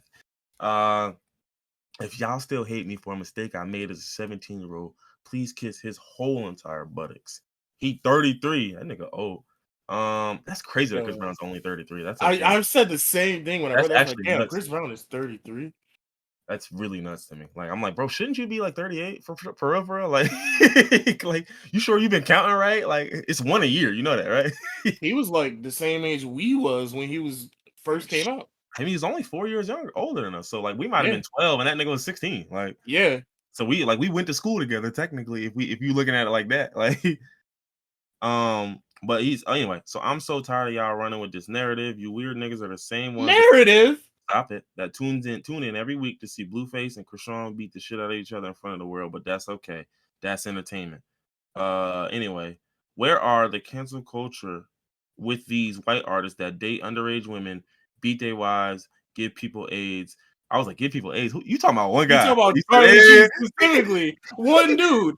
He was just like, somebody brought that to his attention. Was like, bro, it's that nigga out here who be passive. Like, oh, that's he was just throwing every nigga at the wall possible to deflect blame. So okay, hold on. I'll just keep going, and then we could. So, oh, that's right. They're your buddies. No more fake love from me. Stay out my way or get ran over. Simple as that. None of you, and I mean none of you niggas, can fuck with me. Except for tomato. Last statement when he said none of you niggas can fuck with me. Who is that nigga Chris Brown apologized to? Chris Brown got bucked with somebody years ago, and he immediately apologized to them. Like, I don't know. Who was it? It wasn't Robert Glasper. Well, I mean, he did apologize to Robert I Glasper, know, but it was like some old shit. Like, it was somebody like he had an issue with, and he was just like, "Yo, like da da da this and that," and then the person was just like, "Yo, this what you want to do?" was it And then, Drake? Him and Drake were beefing at one point, right? no, it wasn't Drake. It was Drake. It was some time ago. I'm looking. Oh man, I don't know if I'll ever find this. But anyway, this was somebody who. My whole point being is that like none of you niggas can fuck with me. Nah, there was a nigga you couldn't fuck with, and you literally apologized to old boy. It was like, oh yeah, Oh, it was Frank Ocean. was it Frank Ocean? I don't They think got so. into a fight too. I'm No, pretty I sure. remember that. I remember that. But I'm believe me, I'll get into that when I respond to this. Um, Okay. it was damn. It doesn't matter. It doesn't genuinely matter. Because it wasn't that insane. But and I forgot about the Good Morning America thing. I forgot Where he about. shattered the glass. Yeah. Yeah, I forgot all about that. Okay. Anyway, um, mm, mm, don't know, don't remember, don't care at this point. But anyway, let's start from the top. If y'all still hate me for a mistake that you made when you were 17, let's clarify two things here. One, you're right. We do still dislike you for that mistake. Two, you were 19. I don't like that you would pretend that you were 17. You were not a minor. You know damn well how old you was when this shit You happened. were not a minor. Whether you want to say barely grown or not, you were barely grown, and you still did some insane shit. But it is what it is, right? I'm 33. That's a true statement. I'm so tired of y'all running with this narrative, and this is the first point of contention I have. What is our narratives fakes? Like our narratives fake? Like how do narratives work? Because these if something is true, it can still be a narrative, I guess, right? But like, you're not even arguing about whether it's false or it's true. You're just You tired just of the saying, narrative. I'm tired of. I said this earlier. I think this nigga's just uncomfortable that he still has to address this, and whenever somebody brings it up, he just goes straight into attack mode. That's why he's saying it's a narrative. He just wants people to not bring it up. He doesn't want anybody to think about it. He just wants to act like it never happened. And when people don't let him act like it never happened, he goes on a pissy fit. Hmm. Yeah. So, and that's my thing, right? Because this narrative is not based off of one event, and I really, truly wish. I wish somehow, some way, people would understand. Because I know Chris Brown's not gonna understand because he doesn't give a shit. But like, I wish y'all understood. Like, this is not a one-time thing, right? And this is where I'm gonna get into all these things because I got quite a few. Right? There's quite a few things for me to talk about. The whole thing with Rihanna. What year was that? That was when he was 19. He's 33. So that's what 14 years ago. That's how we doing math. 2009, Yeah. right? Okay, 2009. Now that was '09. Fast forward 2 years. He was what 21 at this time. He had their Good Morning America interview where he threw the chair and did all that stupid shit. That was 2 years after that. It's 2011. All right. 2013. Frank Ocean said he got jumped by Chris Brown, and he was saying some homophobic shit and da da da and this and all of that. So, and it says Brown then tried to shake Ocean's hand, and that's when a member of his entourage attacked Brown. A fight ensued. Da da da. This and that. Basically, Brown's friends was telling him a whole bunch. It sounds like it was competing stories here. Like Chris Brown's making it seem like they cooked me, and Frank Ocean pretty much just said, "Nah, y'all jumped me. Hmm. Like we didn't swing on you first." But it is what it is, right? But then there's that whole event, 2013, 4 years after Rihanna, right? Let's keep moving, right? Let's move forward to look at this, 2013 yet again, right? He was arrested and charged with felony assault after a man accused the star of punching him in the face outside the W Hotel. The alleged victim, who might need surgery as his nose is broken, said that Chris went nuts when he and a male friend rushed over to get in a picture that the star was taking with two women. A law enforcement source claimed Chris then said, "I'm not into that gay shit. I'm into boxing." And they said, "Mink, mink," and hit him. Same year, 2013, right? Okay, let's move forward a little bit, right? Jump 4 years from 2013 to 2017. Oh no, sorry, not 2017. Yeah. No, when was that Karuchi? What year was that? That was 2016, I believe. Yeah. Karuchi, yeah, that was 2016.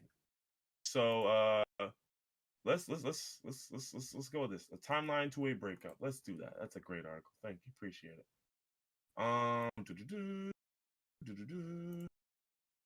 So, damn, come on. So anyway, there was a point where Rihanna was sneak dissing Karrueche and all of that other shit. And then da da da and all of that. And then remember there was a thing where Chris Brown was in a club with Drake, and they allegedly had a little altercation where they got into it in the Manhattan nightclub. I forgot all about this. Yeah. So that happened. I think that was 2013. That was probably around that same time. He was just tweaking around there. So then Chris Brown dropped a freestyle where he was talking about Karrueche. Let me see. Keep more and more. So right after Oprah's interview, right, where Rihanna sat with Oprah. You remember that interview? Rihanna looks so good in this interview. Ooh. Focus. Yeah. After that Oprah interview with Oprah, Chris Brown then decided to come out and pretty much post pictures of him and Karrueche, right? So this is all in 2012, right? So that whole thing happened, and they was doing all of that, and the whole time he was actually rocking with Karrueche. He was, halfway in the middle, like. And then there was a point in, I think this is 2012, where he pretty much said, like, oh, I love Karrueche and da-da-da and this and that whole thing happened, right? So then let's get to Karrueche, right? Because there was a lot of shit that happened with Karrueche, right? Karrueche was granted a temporary domestic violence restraining order against him after he allegedly threatened to kill her. And then she even said that Chris had beaten her during their relationship. Now I'm here to tell y'all, for some of y'all who don't truly know how the law works, and I get it, Karrueche's someone of stature. Quite often, the police will wait until you die to do something in the case of a domestic. So if you were granted a temporary domestic violence restraining order, it's not because you showed up, said he tried to kill me, and that was the end of it. You had to show some proof. You had to show them something. And whatever it is, it was clearly enough for the police to do something. And the police do not act proactively when it comes to abuse of women. They don't. I don't care where you're at. I don't care how much money you got, neither. They don't. They simply do not. And so, right, you have that. And then think about all that stuff. Karrueche also said in a statement that while he was on probation for the shit with Rihanna, she punched him in the stomach twice and pushed him down the stairs. There was that. 2014. Right? Then, let's see. There was the whole Karrueche and Victor Cruz thing, where she was dating Victor Cruz, and Chris Brown still had a lot to say. Basically, was acting like he wasn't gonna beat up on Victor Cruz, right? Yep. There was the thing where she then came out, where he then came out, and literally like pulled up on her, trying to get her attention and all that. And mind you, the whole time he was still tweeting at her on Twitter, leaving mad shady comments and all of that other shit. And then so he literally pulled up on her in public and was just like, yo, what's up? I want to see something. Mind you, this is the nigga that beat you. And he's pulling up and like acting like we just gonna talk or this and that. Okay, cool. That was 2014 or 15, I believe. And that was previously, she already had a domestic violence restraining order. In 2020, Karrueche was granted a restraining order against Chris Brown. Years later. You said 2020? This is still recent. 2023. That was 3 years ago, right? And I know there was also a rape allegation. I don't know enough about that to go into it because I don't know. Let me see. My whole point being though is the abuse of Rihanna happened in 2009. Up until, I don't know, 3 years ago, you were doing nut shit still. You were doing that shit still. So, I don't know. That sounds. So, that sounds like a narrative? Sounds like it does. Or it sounds like a pattern of behavior. Yeah, a narrative literally created by a pattern of behavior. So that part, okay, cool. Right? You weird niggas are the same ones tuning in to Blueface and Krishan everywhere. I'm here to tell you now. Why do people have this phenomenon of assuming the groups that criticize them are the same groups watching these shows or doing something else? I don't know why y'all do that. Like, they do that because Well, I know why y'all do that. I'm sorry. Yeah. Yeah. I get why y'all do that. But I just it amazes me every time that y'all think the people mad at your abuse and continued pattern of behavior to the point to where they're keeping up with what you continue to do. Those people are not the same people who are personally okay and tuning in every week to the Krishan and Blueface shit. And if they are, they're I promise you they're not watching it uncritically. Now, granted, hey, that doesn't mean anything to you, but I just don't get this. I don't get this where you pretend the same groups of people are the same groups of people mad at you. Like the people who enjoy that probably are fans of you, nigga. Be real here. If I watch Blue Sean or Blue Sean, fuck it, that's what I'm calling. If I watch Blue Sean, right? If I watch Blue Sean TV, first off, I watch most of that shit on Zeus. Maybe I don't really care too much about this whole thing that you're talking about. But if I specifically watch that show, knowing what they did, either.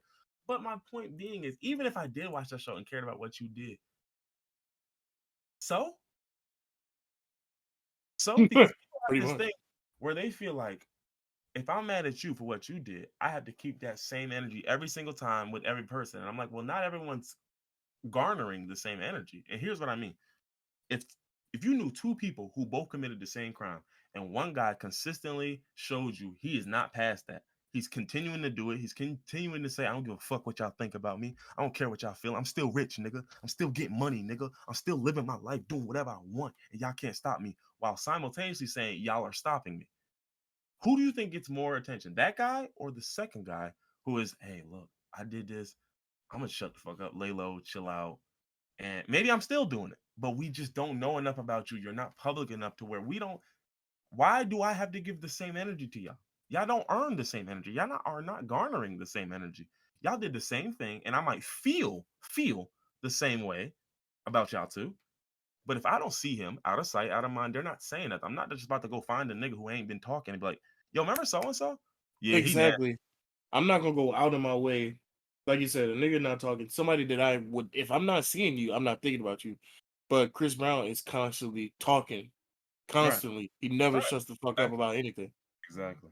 And so people sat up here, and my mom would call me while I'm filming this, doing this podcast. Give me a second.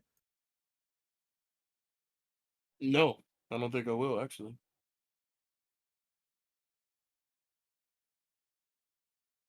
Ow. Okay, thank you. That's even better. Um, not the hey, you still doing a podcast? Yes, I'm in the middle of it at the moment. Oh, No, okay. that's Never mind. hilarious. And I'm like, okay. Like I was recording an hour ago when you left. Yeah, I don't know. She knows these pods are 2 hours long, but anyway, yeah, right. Like perfect example. Somebody brought up the Dream, right? People were talking about the Dream. You know, just the singer, the Dream. Yeah. The Dream had a domestic charge in 2014, I believe, or yeah, something like that. 2014. Now here's the thing. One, I never knew about these charges. Two, okay, now that I know about the charges, when have I heard from the Dream? I think genuinely, the last time I heard the Dream say something, I think it may have been about the Grammys because I'm assuming he has 3 songs on Beyonce's album. So I'm assuming he probably mentioned something about the her not winning and that. But beyond that, I don't hear from the Dream. I don't see the Dream. I don't be looking like it's not like I'm just every week someone's posting the Dream. We don't know that nigga. Like, and that's my whole thing. The Dream may be more talented. He may have a da da da, all of this shit. But guess what? You are Chris Brown. I hate to break it to you. No one cares about the Dream. People care about you, Chris Brown. Fool. You have hundreds of millions of fans, dog. Like, and this is my other problem because then Chris Brown proceeds to bring up Nicolas Cage, Sean Penn, Charlie Sheen, Emma Roberts. I thought Emma Roberts was a funny one to put in there, but all of them up, people who have abuse and all this other shit. I'm like, shit, you forgot Mel Gibson, and the reason why I say felt Mel Gibson is No, this he company. put Mel Gibson on there. Oh, did he? Yeah, he did. I'm pretty sure he Okay, did. okay. And you know what the beauty of that is? Look who you're putting yourself in the same company as. That's where we start. That's where we start. One, two. When's the last time we saw Charlie Sheen? Right.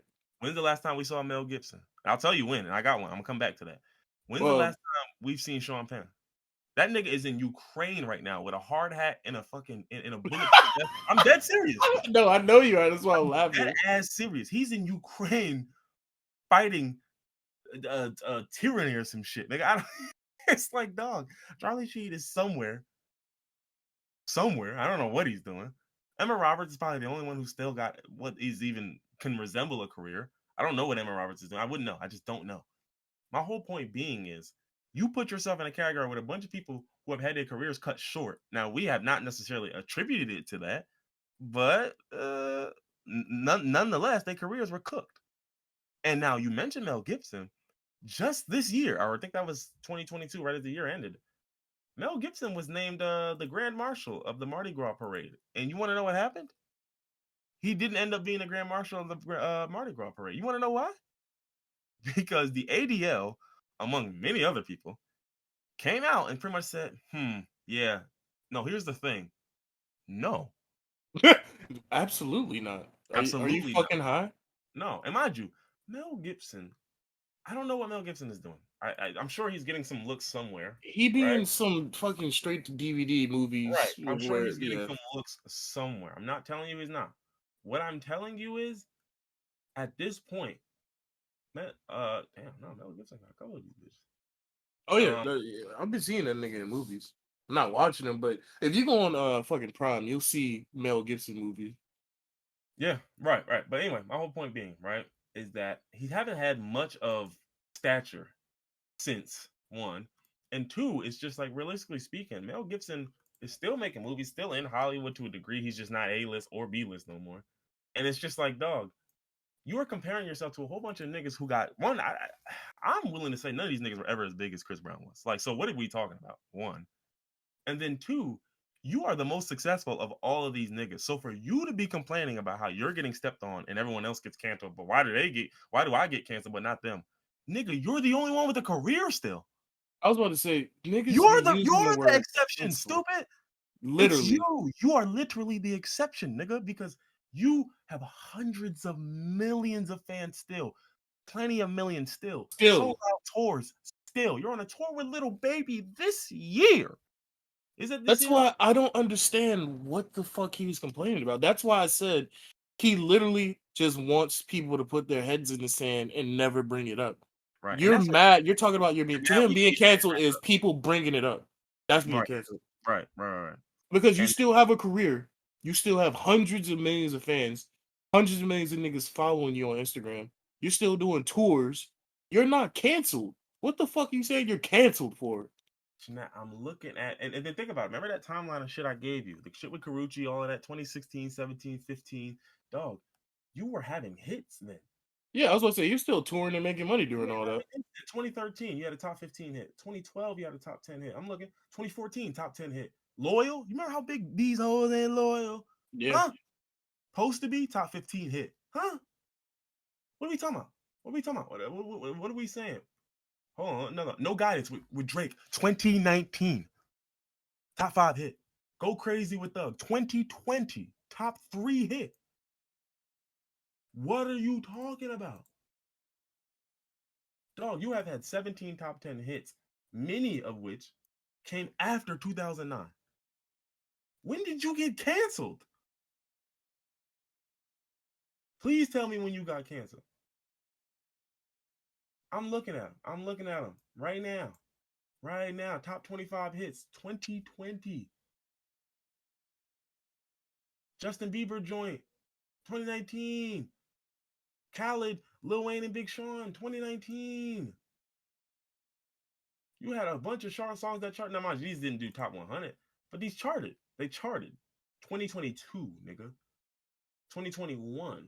G-Eazy, Mark Morrison. Like, think about it like this, right? Mel Gibson can't get work with A-list niggas because A-list niggas are da-da-da, this and that. Chris Brown is still doing music with Little Baby, Jack Harlow, Lil Wayne, Big Sean, Justin Bieber. Hold on, I'm not done yet. Young Blue, Gunna, Tory Lanez, G-Eazy, Joyner Lucas, Young Thug, Future, Jamie Foxx. Nigga, if Bro, you got canceled, you wouldn't be able to make bro, music with these you niggas. had a song with Pop Smoke in 2021. Bieber, That nigga was gone. right? Justin Bieber, a Zendaya song. Like, bruh, where are you getting canceled? It's just a nigga throwing a bitch fit. That's Right, all it nigga, is. you were on the Metro Boomin album this year or last year, but last year you had songs with Tyga, Wiz, The Game, T Pain. Oh no, that was old. Sorry. A Meek Mill, Ty Dolla $ign, Ace Hood. No, that was after the Rihanna shit. David Guetta, like dog, Twista, everything. This is all after Rihanna, bro. Your biggest spike in your career came after you beat Rihanna. Think about this. Really think about. Hold on, let's go out. Let's look at Chris Brown's albums. Let's look at the ones that went crazy. The albums that went crazy. Let's talk about Fame, 2011. That was 2 years after you beat Rihanna. Okay, Fan of a Fan, 2010, a year after you beat Rihanna. Right? You got X, 2014. Heartbreak on a Full Moon, 2017. Fortune, 2012. Nigga, the best charting songs of your career came after you beat Rihanna. What are you telling me? What are you fucking telling me? What are you even trying to tell me, nigga? I don't even get this. You had the #1 R&B album in 2011, 2 years after that happened. 2012, 3 years after that happened. 2014, 5 years after that happened. 2015, 6 years after that happened. 2017, 2019, you had the #2 R&B album in 2022. Who's taking enough? Enough, dog. Enough. You are going to be held, not even held accountable, because at this point you can't be held accountable because you're still winning and you refuse to take accountability. The accountability is over with, and that's part of the reason why you're getting hate. That's part of the reason why it's just pure hate now, because they realize you don't give a fuck. These labels don't really care. A couple people do, but they don't even really care, really. Like the labels that are like cool with like niggas like Dr. Dre getting awards, but they can't have Chris Brown perform. Those people don't actually care either. Yeah, no. Dr. Dre And did the same thing. right, and my problem is, guess what? Dr. Dre's not held to the same standard as you either. You want to know why? Because he's a billionaire. Like you keep missing the parts of it. But even the funniest part is, nigga, it's not gonna matter, bro. Like it's not gonna like, and that's my thing. Like, so it's just like, if you should be mad at anyone, it should be a label that's gonna rock with Dr. Dre, but not you. You should be mad at them. You shouldn't be mad at a fan, because the fans are literally just listen. I'm just seeing every chance you get, you tell me I don't give a fuck what y'all think of me, and then every chance you get, I hate the way y'all think of me. It's like, dog, bro. You had top 5 hits in 2016. I'm looking at them. I'm looking at them right now. A #2 hit in 2019. #1 hit in 2020. A #3 song in 2022. Platinum. 2 times platinum. Huh? What are you talking about? Go Crazy. 3 times platinum. 2020. No Guidance with Drake. 8 times platinum. 2019. Undecided. I don't even know what song that is. It went platinum. Tempo. Don't know what song it is. 2018. It went platinum. Questions, 2017. Don't know what song that is. Went platinum. Pills or Automobiles. I used to hate that song. Not to mention that song also had Kodak Black on it.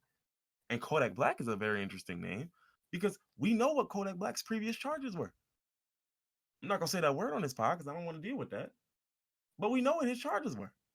And guess what? Like in a world, when we live in a world where Kodak Black knows to shut the fuck up, put his head down, and just do his job, and you don't, that's a nasty world, yo. That's a nasty world we're living in. Because Chris Brown ego is through the fucking stratosphere. And that's the problem.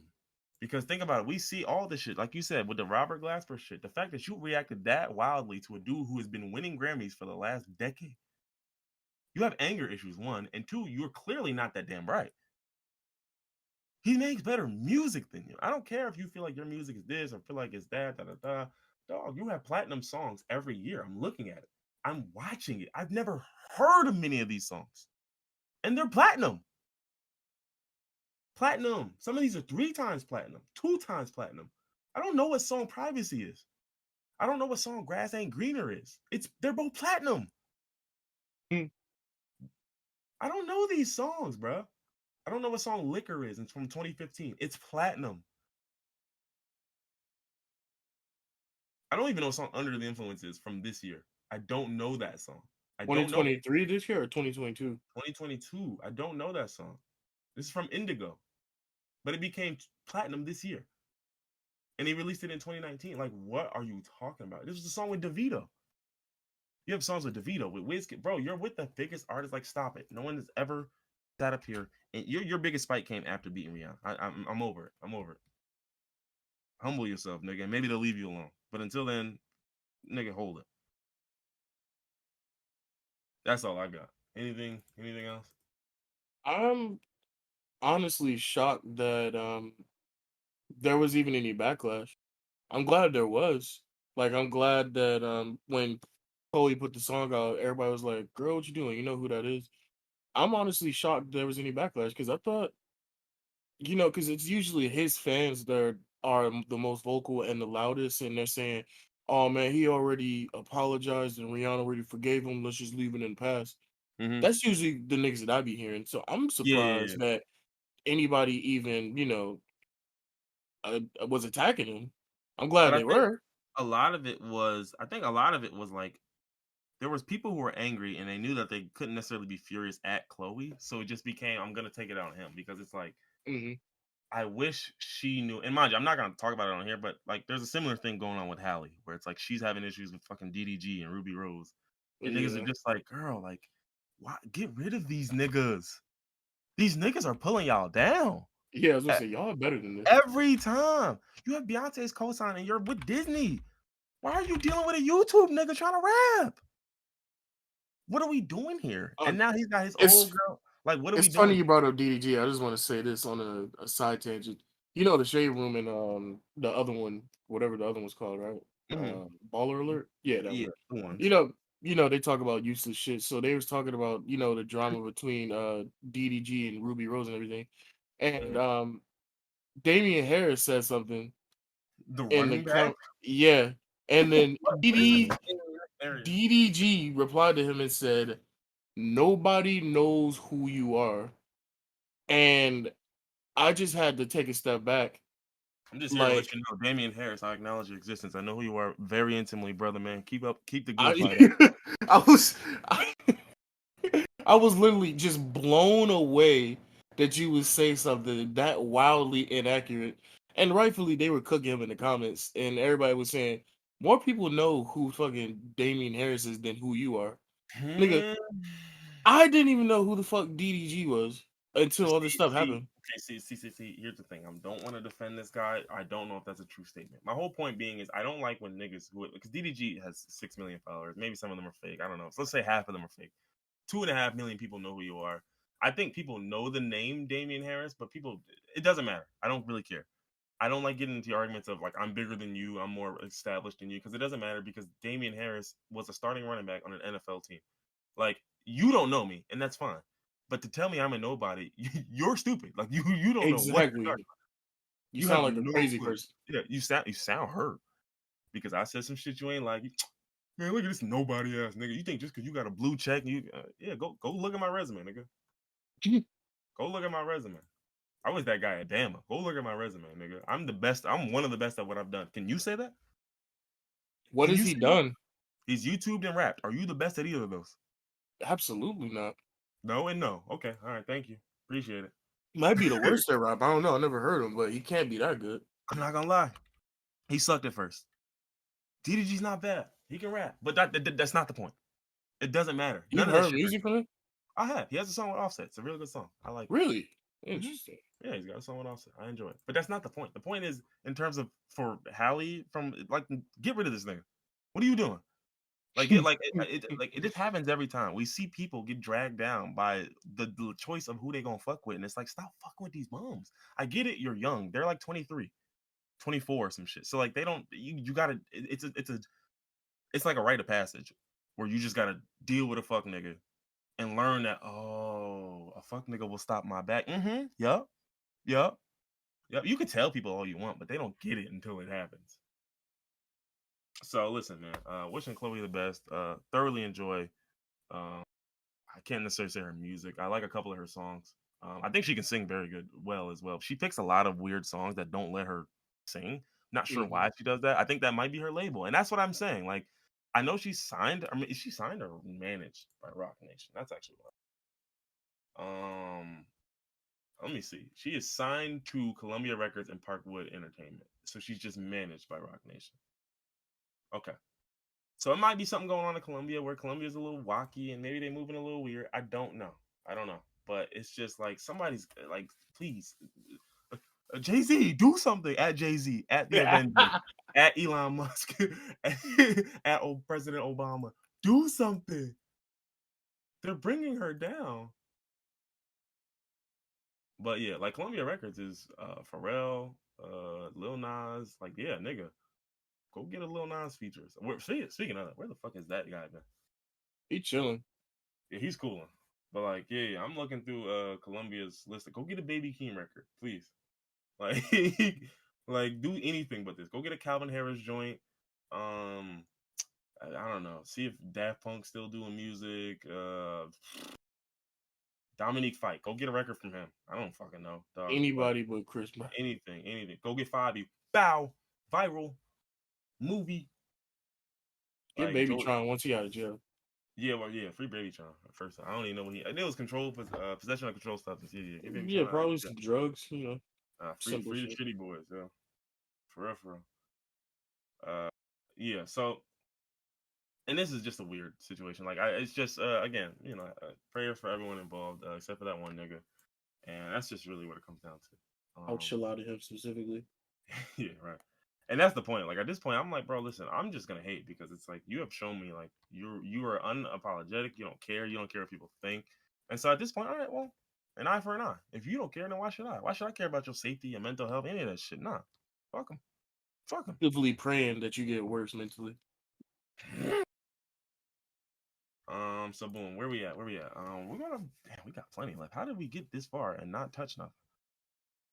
Chris Brown just bring out the worst in people. Sadly, I guess so. We spent a long time on that Billboard shit, and on the Super Bowl shit, and on the Chris Brown shit. So I guess we can speed run. Let's find some shit we can speed run through. let's see. Ohio train derailment and meteorite strikes in Texas. Okay, train derail. I'll go with meteorite strike because that'll be a lot quicker. Let's see. Why is this news instead of meteorite strike? Struck. A 1,000-pound meteor hit the ground in Texas, right? So boom. Meteor that was about 2 feet wide and weighed 1,000 pounds fell in Texas. Typically they break up into smaller fragments before hitting the ground. There was an earthquake-like shake. I'm not sure why this was news. There was something else that made it seem like it was news, but it probably isn't. So cool, we covered it. Yeah, all right. Loud boom, believed to be from a meteor. Yeah, we covered that. Nice, cool. What else? What's something quick? Airline strike in Germany grounds over 1,300 flights. Another quick one, quick hitter. Obviously, What they striking over? What are they always striking over? Pay and Bitches. conditions. Yeah, that's it. That's it. No, that's definitely it. Yeah, it's always money. It's always money. It's always conditions. That type of shit. So let me look. Go ahead. Are they still striking or is the strike over? Oh no, they're still striking. The first one is today. The second round of strikes are supposed to be between the 22nd and the 23rd. So yeah, they taking multiple days to strike. For them to be striking in another country, it's got to be horrendous conditions because when you think about other countries, America is kind of a third world country. So for them to be striking, it's probably what our pilots are dealing with, honestly. Probably, we we ain't even a third world country, nigga. We just a nigga who living above his means. We a nigga riding public transit with a Gucci belt. Let's see. Yeah, so I don't see what they're doing it over. It says pay. That's what I'm seeing. What else? Postal workers also took part in strikes in late January, demanding a 15% pay increase amid record profits. Yeah, that's essentially always what it is. It's the same story. We saw record profits for most. You said postal employees? Mm-hmm. How does a postal service? This is in Germany, dog. I don't know. I don't know. They got a whole different thing, a setup or something. But it's pretty much everything has over the pandemic. We saw it. Everyone saw record profits in one way or another, and then now they're just like, yeah, well, we ain't going back to life as it normally was because, nigga, I want a piece of them record profits. What you mean? Like y'all cut jobs, made record profits, hired some new niggas back for less than y'all were before. Nah, not going for that. What else we got? Spain proves menstrual leave. Round of applause for that one. Round of applause for that one. That's actually a really good one. And let's see. Spanish Parliament approved legislation expanding abortion and transgender rights for teens while making Spain the first country in Europe to entitle workers to paid menstrual leave. That's what's up. America could never. Some of the changes means that a 16 and 17-year-old in Spain can now undergo the baby vacuum without parental consent. I don't want to say that word on here. Please don't say it. Without parental consent, period products will now be offered free in schools and prisons, and Okay. state-run health centers will do the same with hormonal contraceptives in the morning after pill. Hey, The they over there going crazy. Yeah, sure is. Now, the only thing I'm a little weary about or wary about is the menstrual leave measure allows workers suffering debilitating period pain to take paid time off. How are we determining that? Yeah, who's determining that it's Right, debilitating? because I'm positive there's gonna be a lot of employers who are gonna be like, "Well, show me you're debilitated. Show it to me, prove it to me." And so I don't know. Again, I don't want to step on the parade because it's great news, but seems a little nasty. But in addition, the changes enshrine in law the right to have a baby vacuum in a state hospital. Currently, more than 80% of termination procedures in Spain, termination, I should have came with that, are carried out in private clinics due to a high number of doctors in the public system who refuse to perform them. Under the new system, state doctors won't be forced to carry out terminations, provided they've already registered the objections in writing. So they said, all right, make sure y'all tell me now.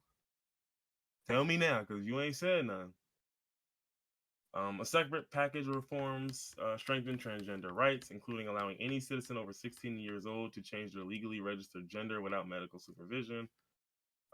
What else? Minors between 12 and 13 will need a judge's authorization to change, while those between 14 and 16 must be accompanied by parents or legal guardians.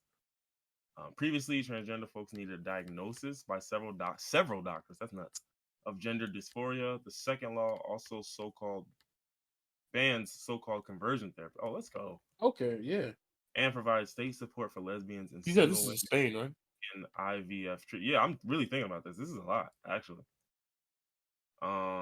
There was the only yes means yes law makes verbal consent the key component in cases of alleged sexual assault. The government is now struggling to come up with an amended version and end the controversy ahead of elections. Wait, hold on.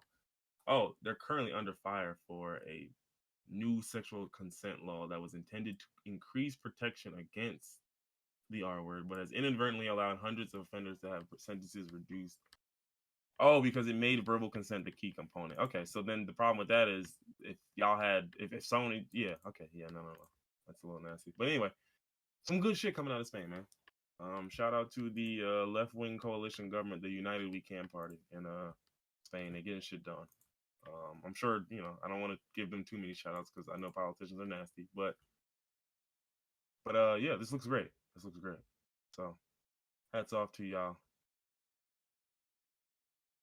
Let's see what else. That's about all I had there.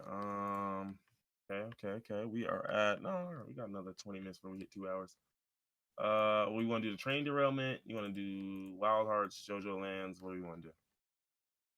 So, this train derailment, well, or these train derailments, um, yeah, let's talk about this because there's a lot that I don't know about it.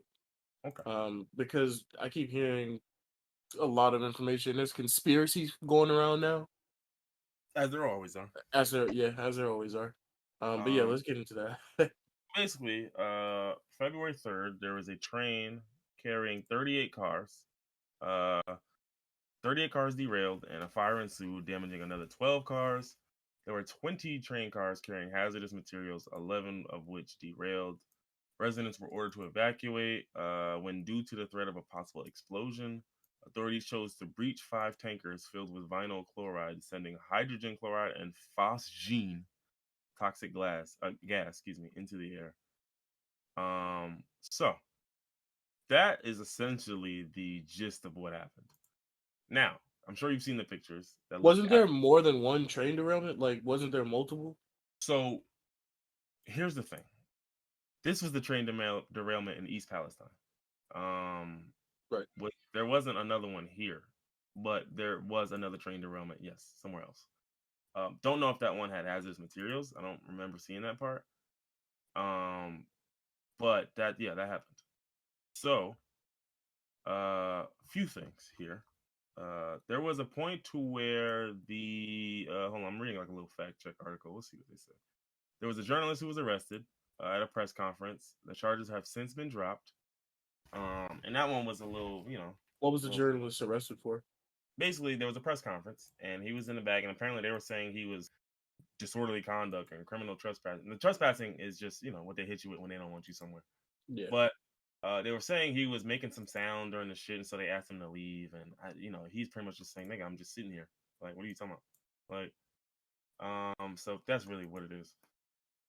There was a point that Norfolk Southern media, right, originally announced a $25,000 donation for the community, which was the equivalent for $5 for each village, each of the 5,000 residents. But the plan was never to pay out that money directly, and the company's financial commitment has grown since. That doesn't sound like that was a false statement. That sounds like you thought you may be able to get away with 25 bands. Niggas started talking, he said, okay. Yeah. And so now they're sending $1,000 checks to these people, which is great because that won't afford a single month of rent. So thank you. Yeah. I'm like, brother, man, you pay for my crib, and then we can talk. For real. Well, why would I? You're right. You wouldn't do that, which means I'm going to be on your ass. Like, what are you talking about? So there was another train derailment, but not here. That was the key thing. The real thing here, was that Pete Buttigieg is on they on his bumper about this shit. What did he do? Well, he's the because okay, yeah. So they looking at it like, dog, come on now. What are you doing? Okay, I see what you're saying. There was a derailment in Michigan 2 weeks after the Ohio crash, but nothing leaked. Trains derailed outside of Detroit, Michigan, with one car carrying materials, but I think that's the one that didn't leak. Allegedly, that's what they're saying as of now. That shit like that can change. Yeah. There was also a chemical spill in Arizona on the side of the road. And the thing that this all kind of spawned up and drummed up was people saying like, "Oh man, like what's been going on? Why are they da this and that?" And I get it, and I understand that sentiment. But what I need people to understand is that these events happen multiple times a day across this country. Like I looked up a stat. There were over, I think, 1,100 derailments last year. 1,100. That's 3 a day, just about. A little bit under that, but that's like 3 a day. Now, granted, I'm sure there were some leaks we didn't hear about, and I know that there were tons of fucking derailments we didn't hear about. But what I think people need to understand is that this is what happens with a lot of events, right? Like, perfect example is the mass shootings, right? When we have these, there's times where we'll see like 5 or 6 in a 7-day span, like in a week, and we're like, yo, shit's gotten out of hand, yo, it's only getting worse. And then you look at the stats and find that we had almost 2 a day last year. So it's like, well, if we're having 2 a day, 5 in a 7-day span is actually good. We're trending under the average normally. Right? But the thing is, it's one of those points where once the media sort of sees the outrage and the outcry, people fail to realize algorithms don't stop online. The actual news media, public media, is an algorithm, damn near. Nigga, they see what y'all like. They see what y'all clicking on. Oh, they jacking this derailment shit. Guess what? There's 3 a day. I promise you I'll have another one tomorrow. I promise you I'll have another one in 2 days. And now if we waiting for one that leaks hazardous materials, okay, maybe we got to wait 3-4 days. Maybe you got to wait a week for that. But we'll get another one. And when we do, now we'll cover it because y'all cared about the first one. And what happens is they do this until the numbers trend back down. And guess what happens? They stop covering them. Same thing with the shootings, right? It gets to a point to where they'll cover them because, oh, this one's at a school. This one was here. This one was there. And then this happens every time. Think about this. Really think about it. After every mass shooting, what happens? We start hearing all about them for weeks, maybe a month. And then what? It just dies down and goes away. But guess what? We're averaging 2 a day. They're still happening. They're 100% still happening at the same rate they've been happening, at a higher rate probably. But because the algorithm says that people don't care no more, we're not covering them no more. And so I saw a lot of the end of the world shit, and a lot of people taking that route of like, yo, it's conspiracy this and da-da-da. And I'm just like, they've been combining shit too. Like you said, people have been saying it's the end of the day because they're combining all the unknown UFOs, quote unquote, and along with the train derailments, and they're concocting this narrative that the world's coming to the end. To an But you end. know what's funny? I guarantee you, if you were to ask, or if they kept official tabs of how many things they shoot down in a year, it'd probably be hundreds. Yeah. Yet again, we're only hearing a few stories a year about, like, this is what I mean. Like, it's like, dog, these things happen. Obviously, they're out of sight, out of mind because we don't see them. They're not reporting on them. But like, I promise you, the military shoots down hundreds of things a year. Hundreds. We just don't hear about them because, you know, we didn't need to beef with China until now. like you know what I'm saying? Like, we're not hearing about some of these things until we need to hear about them, until they want to manufacture some consent. And like, hey, look, yo, y'all get mad at China. Wow, what they do? They flew a balloon over here. How could they? Meanwhile, it's like, well, I'm sure there's probably a British balloon over here too that y'all just didn't mention. Didn't mention at all. Don't But give a it's, fuck about, yeah, honestly. don't even care about. Yeah, I don't even care. We know that that's the British balloon. We don't care about that. So wait. So like, that's what I mean. Where it's just like, I need y'all to understand. Like, I'm not telling you none of this is fake or da da da this and that. I'm just telling you there's a rhyme and reason to what they will cover and what they won't, and you need to always understand that things happen when you're not looking. It's like if a tree falls in a forest and no one's around to hear it. Yes, 1,000 trees fall in the forest, and we only hear 6 a year. We only hear 15 a year. But there's thousands of trees falling. We know that. We have the stats to prove it. And that's the part where it's just like, I need people to read. I know. That's as hard as an ask as I can ask before. But I need people to read. I need it because I just can't have y'all just making up shit when it's just like, bro, we got 1,000 derailments every year. You know, it's the same thing with perfect example is who was the latest person to what was his name? Oh, I don't want to do this to him, but there was a man who was killed by the police, right? The Yeah. police killed thousands of people. Like, let me pull the number up right now. Right? Let me pull it up right now. Let me pull it up. Da-da-da. Let's see. And mind you, these are just official numbers. Like, I'm sure the numbers are higher than this. Let's see. 2022, 1,097 people were shot to death by the police. That is quite a large number. 389 of them are white. Now, let me ask you a question. In any given year, how many white people do you hear about getting shot by the police? Probably 2. Yeah. And it'd be like the most egregious ones, right? But like, probably 2. Right? Same thing with black folks. 2022, 225 people. You'll probably hear 5, 6, 7 of the black folks. But there's 225.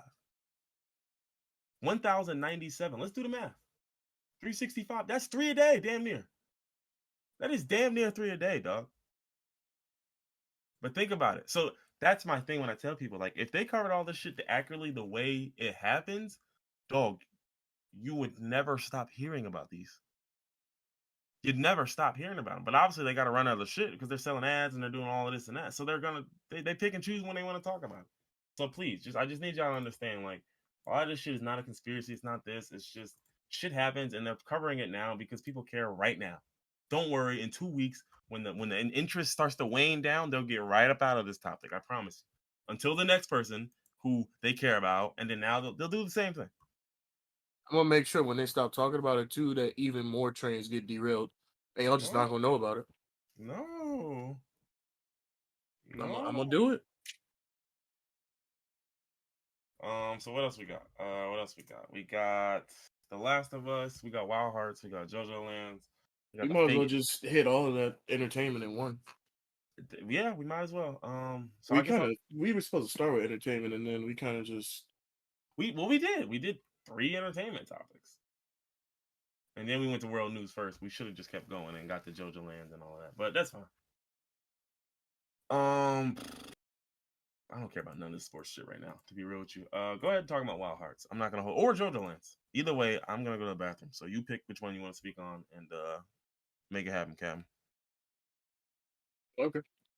All right. So first off, Jojolands, very anticipated ninth part of JoJo's Bizarre Adventure, has released, and it is off to an amazing start. It's looking like this is a hit. First chapter already 10 out of 10. This might be the best JoJo. I mean, not the best part, but like the best JoJo, the best nigga named JoJo. Uh, First off, his motivation for everything that he's doing is hilarious. He's almost the complete opposite of every other JoJo. He's a delinquent. Well, I mean, I guess Jotaro was kind of a delinquent, and Jolene was also, okay, yeah, they're delinquents. Um, Everybody has some sort of honor, the reason they're doing something. This nigga sells drugs and burns police cars and shit like that. He, the whole premise right now seems to be based off of the first chapter.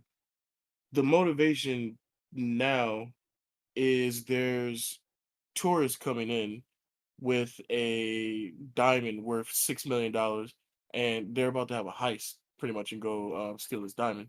So as of right now, that's what the series is set up as the plan, as the purpose. Um, More than likely, I'm assuming that's gonna change because they said it was a Japanese tourist, and from part 8, Jojolian, that took place in Japan. So somebody from part 8 is gonna be coming to part 9. They have no idea who yet, but I'm assuming they're gonna try to steal this diamond. It's not gonna work. There's gonna be a bigger threat, and they're gonna team up with the people from Japan, whether it's Josuke or anybody from the park. Who knows? Another fascinating part is they have this thing called the mechanism, Ooh, the which mechanism. what's his name? Which, oh, funniest part is dude's name is Jodio. Not Jodio. Like Joe and Dio. Yeah, Joe Dio. How clever. Um, Not really, but yeah. But so this is part 5, basically. This is Giorno in this universe. hmm So I want to see if Diego comes up anywhere, and I want to see if Jodio's stand gets a requiem just like Giorno. Since this is literally just this is part 5. Joe Jolian was part 4. Josuke was Josuke. hmm So I want to see how this goes. And what I really like is how this new JoJo is the complete opposite of Giorno, even though he's supposed to be Giorno. Giorno hated drugs. He wanted to become the leader of Passion so that he could stop selling drugs. And this dude sells cocaine. Is And I that what love it. they call it that in the universe too? Well, I mean, they didn't they showed it. Like he went to a drug setup where there was Oh, guns okay. and there Oh, was yeah. packs. They had packs. And so this dude is delinquent. He's in a gang. Well, I don't know if he's really a gang, but he's an underling in a gang where they're about to go steal a diamond. And so I'm loving everything so far. That was a 10 out of 10 chapter. Hilarious. Um this new JoJo has a lot of personality. I think he's gonna be one of my favorites. He might be my favorite. Mm. Well, I'll tell you what. Better than Steel Ball Run? I Or don't is know. that what it's Steel called? Ball Run is a masterpiece, but it could be. I mean, Rocky's only getting better with writing, and it's a weird feeling being a fan of JoJo's Bizarre Adventure as the manga is like beginning, seeing hmm all the hype for it because I got into JoJo's Bizarre Adventure like years ago, like I don't know, 6 or 7 years ago, maybe more. But so like I caught up on everything and I started reading JoJolion, but it already came out and it was already going monthly. So it's a cool feeling being here from like the first chapter. hmm Yeah, I can imagine. I can imagine. You know what I mean? That's that. You know, it's so funny. Like that feeling, I think is very underrated. Like when you consume something and you there for like, oh, it's just dropping. Like, you know what I mean? Like that Yeah. feeling is very underrated. Like again, that's kind of how I felt when I finally watched Stranger Things. I hadn't watched that thing ever. I was like, I ain't watching this shit. And then I finally started watching. I was like, nah, this is tough. And I sped through I think 3 seasons or 4 seasons, whatever. And they were like, yo, new season out. And I'm like, oh, that's tough. Oh, that's tough. I think even Peaky Blinders was the same. I finished 5 seasons of it, and I was like, "Oh, this is tough." And then literally, right as I was finishing up that 5th season, it was 3 episodes left. They're like, "Yeah, the new season dropping in 2 weeks," and I'm like, "Oh, okay, Oh, yeah, let's bet. go." Yeah, let's go. So, yeah, no, that shit is tough though. I do like that, and I still gotta finish the anime. I haven't gotten to it yet. I've been watching Billions, among other things, and it's been taking me some time. I'm like a one show at a time guy. I can't watch multiple shows. I really can't. Yeah, I So don't know how you do it. I be watching everything. yeah, I mean, mind you, I can't actually. I'm literally lying because I'm watching Poker Face. I'm watching The Last of Us. I'm watching the shit I just mentioned, Billions. So I'm not a one show at a time guy, but it's that's 3, and I'm like, I'd be hard pressed to find space for 4 or 5. I could, I certainly could, but it's just I don't know. I'm at the point now where I'm so invested in Billions. I'm like, I just want to finish it. What is Billions? It's a show about with Paul Giamatti and this other white guy. And basically he's an attorney general and he's beefing with this dude who's a billionaire, like a hedge fund nigga. And they pretty much beef for 5 seasons. But This it's is a new show?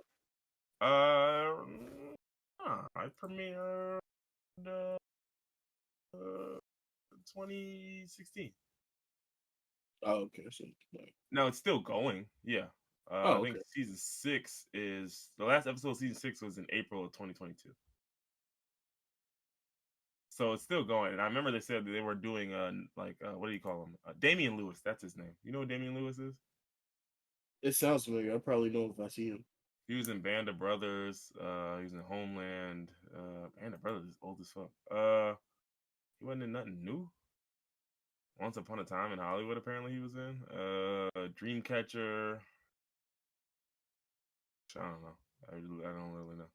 Oh, I know. Yeah, I know this dude. Yeah, especially from Dreamcatcher.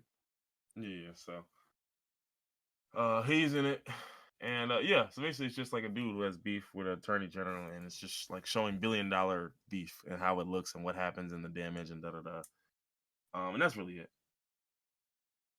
But they said Okay. they were gonna do a bunch of spinoffs, like millions and trillions, and I was like, bro, give it a rest, yo. Yeah, no, yeah. Yo, how corny are y'all? They said it was gonna be 4 spinoff series, and I was like, listen, I'm not gonna hold you. I like the show because I'm watching it, but I don't even think the show is that insane to where it deserves 4 spinoffs. I don't think it's that damn good to even garner You that. said they're gonna do millions and trillions. First off, there's no trillionaires.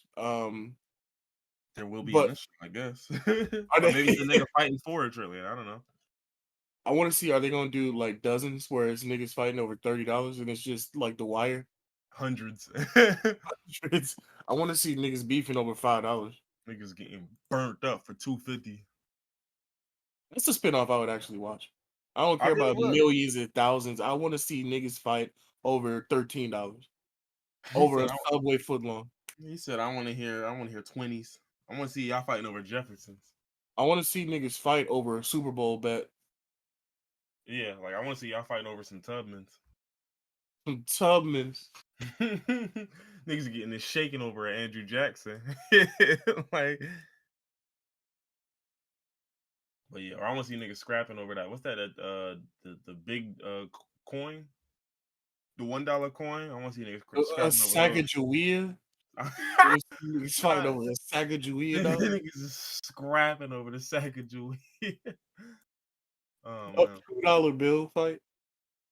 yeah, the $2 bill fight would be nuts. But what else? So what else we got? We got Last of Us. We got Wild Hearts. Not covering the sports shit. The mini robot thing, I guess we can put on hold. I don't think it really matters. Yeah, It does, but not now. I mean, it'll yeah, probably no, matter no, in no. the future, but Yeah. will I be here for it? Probably not. Um, You can talk about Wild Hearts. yeah, we can talk about Wild Hearts. I'm not too worried about the Last of Us because we'll get to it. Last of Us was good. It was Y'all a go great watch episode. Yeah, it. It for was sure. very sad. Yeah, I mean, it kind of ended about how I thought it would. I can't say I saw it really going another way, but Either way, we'll I slide past that. I knew how it would end because I played the game, but it was still they made it sadder because in the game, um, he's not deaf. So they made it even sadder that he caught leukemia in the apocalypse. First off, God gotta hate you to give you leukemia in the end of the world. On top of you already being deaf. It's the zombie. No, the leukemia made him deaf. Oh, heard you. But it's the zombie apocalypse. The world is over, and then you get brain cancer and then go deaf. I mean, I could see it with all that funky ass mushroom air and shit. Yeah, I could see. Funky ass mushroom air. I could see it. I really could. like, like it's one of them ones where, like, dog, you inhaling them spores daily, nigga. Like, yeah, that shit probably whacking your lungs, nigga. Yeah. I mean, the spores in the game are a bigger deal. Yeah, Um, yeah, yeah. I mean, that's of how people course. get infected in the game just by inhaling the spores. They added the whole the bite thing, Yeah, no, they and had to, because otherwise, nigga, what? Like, everybody would just everyone's get it. cooked. Yeah, Everybody would be everyone's dead. cooked. Like, but let's see. Oh, so anyway, Wild Hearts. For those who don't know, Wild Hearts is a well, I mean, I can give you a very simple description of it, but I prefer the one that they wrote. That's probably going to be a more, you know, uh, what's the word I'm looking More for? poetic. Yeah, yeah, there we go. I'll read what EA has to say about it. That's not a good description either. Yeah. I mean, they made it, nigga. I, no, Well, they published they it. published it. Sorry, Koei Tecmo made it. But this game is described as basically you master ancient tech to hunt down giant beasts. This is Monster Hunter meets feudal Japan. I gotta That's say, I do like the basically setting. love the setting, and it's a unique twist on the hunting genre where technology gives you a fighting chance against fearsome beasts infused with the power of nature itself. Uh, no one remembers why these monsters began their rampage through Azuma, but fueled by desperation, they wield the power of primal nature at its most destructive. Yeah, sure. So long story short, it's Monster Hunter, but the catch is you can craft a bunch of uh, structures that aid you in your fight. Um, so as far as I'm concerned, I'm sold. I mean, I love Monster Hunter, so that was enough. That was enough off rip for me. But then when you add in the fact that, like, oh wait, hold on, you guys have crafting things, and this will access the I power of the added PS5. Fortnite to Monster Hunter. Yeah, yeah, Monster Hunter Battle Pass. Like, now the only thing that I am a bit weary about is that I do feel like there. I don't know, I don't know this yet, but I do feel like there may be too many moves.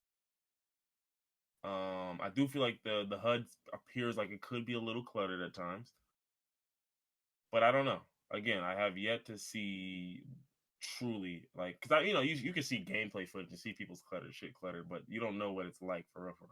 Yeah, So that, and then I also heard what you were saying and what I've seen before about this being a small team of devs, and so there are some performance issues and some graphical issues. I did see a lot of this with CPU type beats, so I don't know if that'll be fixed by the time this hits everything else. the game's already out. It came out today. Oh, is it out for PS5 today? Yeah, it came out the 17th. Oh, oh, okay. Well, I guess we'll There see. might have been a day one patch, but I'm not 100% sure. I haven't heard anything about a patch. Yeah, okay. Well, we'll see. Basically, what they're saying is so far what they've seen is there's inconsistent frame rates, and the hitboxes to hurtbox frame timing is very inconsistent. And I think that might actually be a frame rate issue because, like, if there's iframes and your frame rate is inconsistent, I mean, that kind of fries you. A lot of people are saying that from what it looks like, the game's great, but the performance is just what's the only thing that's stopping them right now. So, Yeah, that's what I've been hearing constantly. Everybody that reviews the game says the same thing. The game is fun. They put together something like really good here. It has a good frame for to build on in the future, but just the graphics and the performance are holding it back from a better score. Yeah, yeah, I can see that. I mean, again, from what I've seen, the gameplay, like the footage itself, the game looks great. Again, I don't just like in Monster Hunter, I didn't care about the story in Monster Hunter, baby. So I don't care what y'all talking about that much. I'm just here to get shit shaking. But Yeah, with that being said, I do like it. I like where they're going with this. I think it's definitely a breeding ground for like DLC because you can release new weapons, da da da, all of that. Because it's only what like 4 or 5 different weapons they have so far. I think it's 9. Oh, it really is it that You many? start off with 4 and you unlock the rest as you go through the story. Got you. Let me see. Let me see the And I weapons think list. I saw there was like 20 something monsters in all, which is a good number for a brand new IP. I think Monster Hunter Rise didn't have much more than that Okay, it's at eight launch. weapons. 8 weapons with 5 different weapons at the start. Gotcha. I wonder what those hidden weapons are. Yeah. So we'll see, man. I think the cannon. I have not seen anyone really use the cannon in the beginning. It says some of these are like after you have to get to chapter 2, to get to some of these weapons. So I think by the time you hit chapter 2, you'll have everything, and that includes the staff, the claw blade, and the cannon. I think I'm gonna use the claw blade. I don't know what I'm gonna use. I feel like cannon is like bowgun type beat.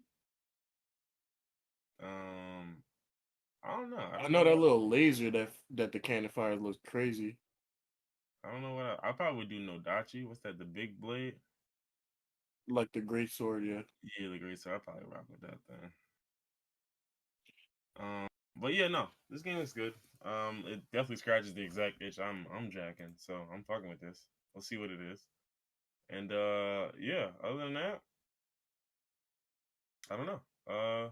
Not much to say. We'll just have to play it and find out. But it looks good. It looks great. I'll be playing it And after this. I'd love to see how this game pans out. Over time. So that being said, that is the Wild Hearts, and not even really a review, just letting y'all know. Shit just came out. Y'all go see if y'all into that, and let me know what y'all think. Uh, we briefly touched Last of Us. I'm not gonna get too much in there. I think that's it. You got anything else you want to talk about? No, I think I'm good. Unless I mean, I could talk about JoJo's for like another hour and a half. Yeah, you don't need to. I don't think. I don't No, I think. think I need. I think there was some stuff that I left out. That's I feel like that's the cost of doing business sometimes. You know, you get me, No, bro. no, No, you no. don't get me, bro. I'm good. Damn. Ah, well. Either way, well, I thank y'all for y'all patience, man. Been through another episode of the foolery, the Tom behavior. Oh shit, what is going on? Sorry, my chair was bugging out. That's kind of why I cut that short. But anyway, um, yeah. Well, there's nothing left, and I actually forgot how to stop this podcast. So, oh yeah, there we go. So Craig's evolving. He can't be stopped. he, yo, we ain't had no problems with Craig in a little while. I ain't gonna hold you. Craig been on his shit, man. My boy just been clocking in, putting his head down, getting his job done. They'll be starting back up. Don't worry about it. Hey, listen. Speaking of a niggas clocking and putting their head down, getting a job done. Hey, Breezy, you can learn from this nigga Craig for real. For real. I'm gonna start calling him Craig Lasper. All right, we out of here. It's been another one, episode 83. Peace. No, no.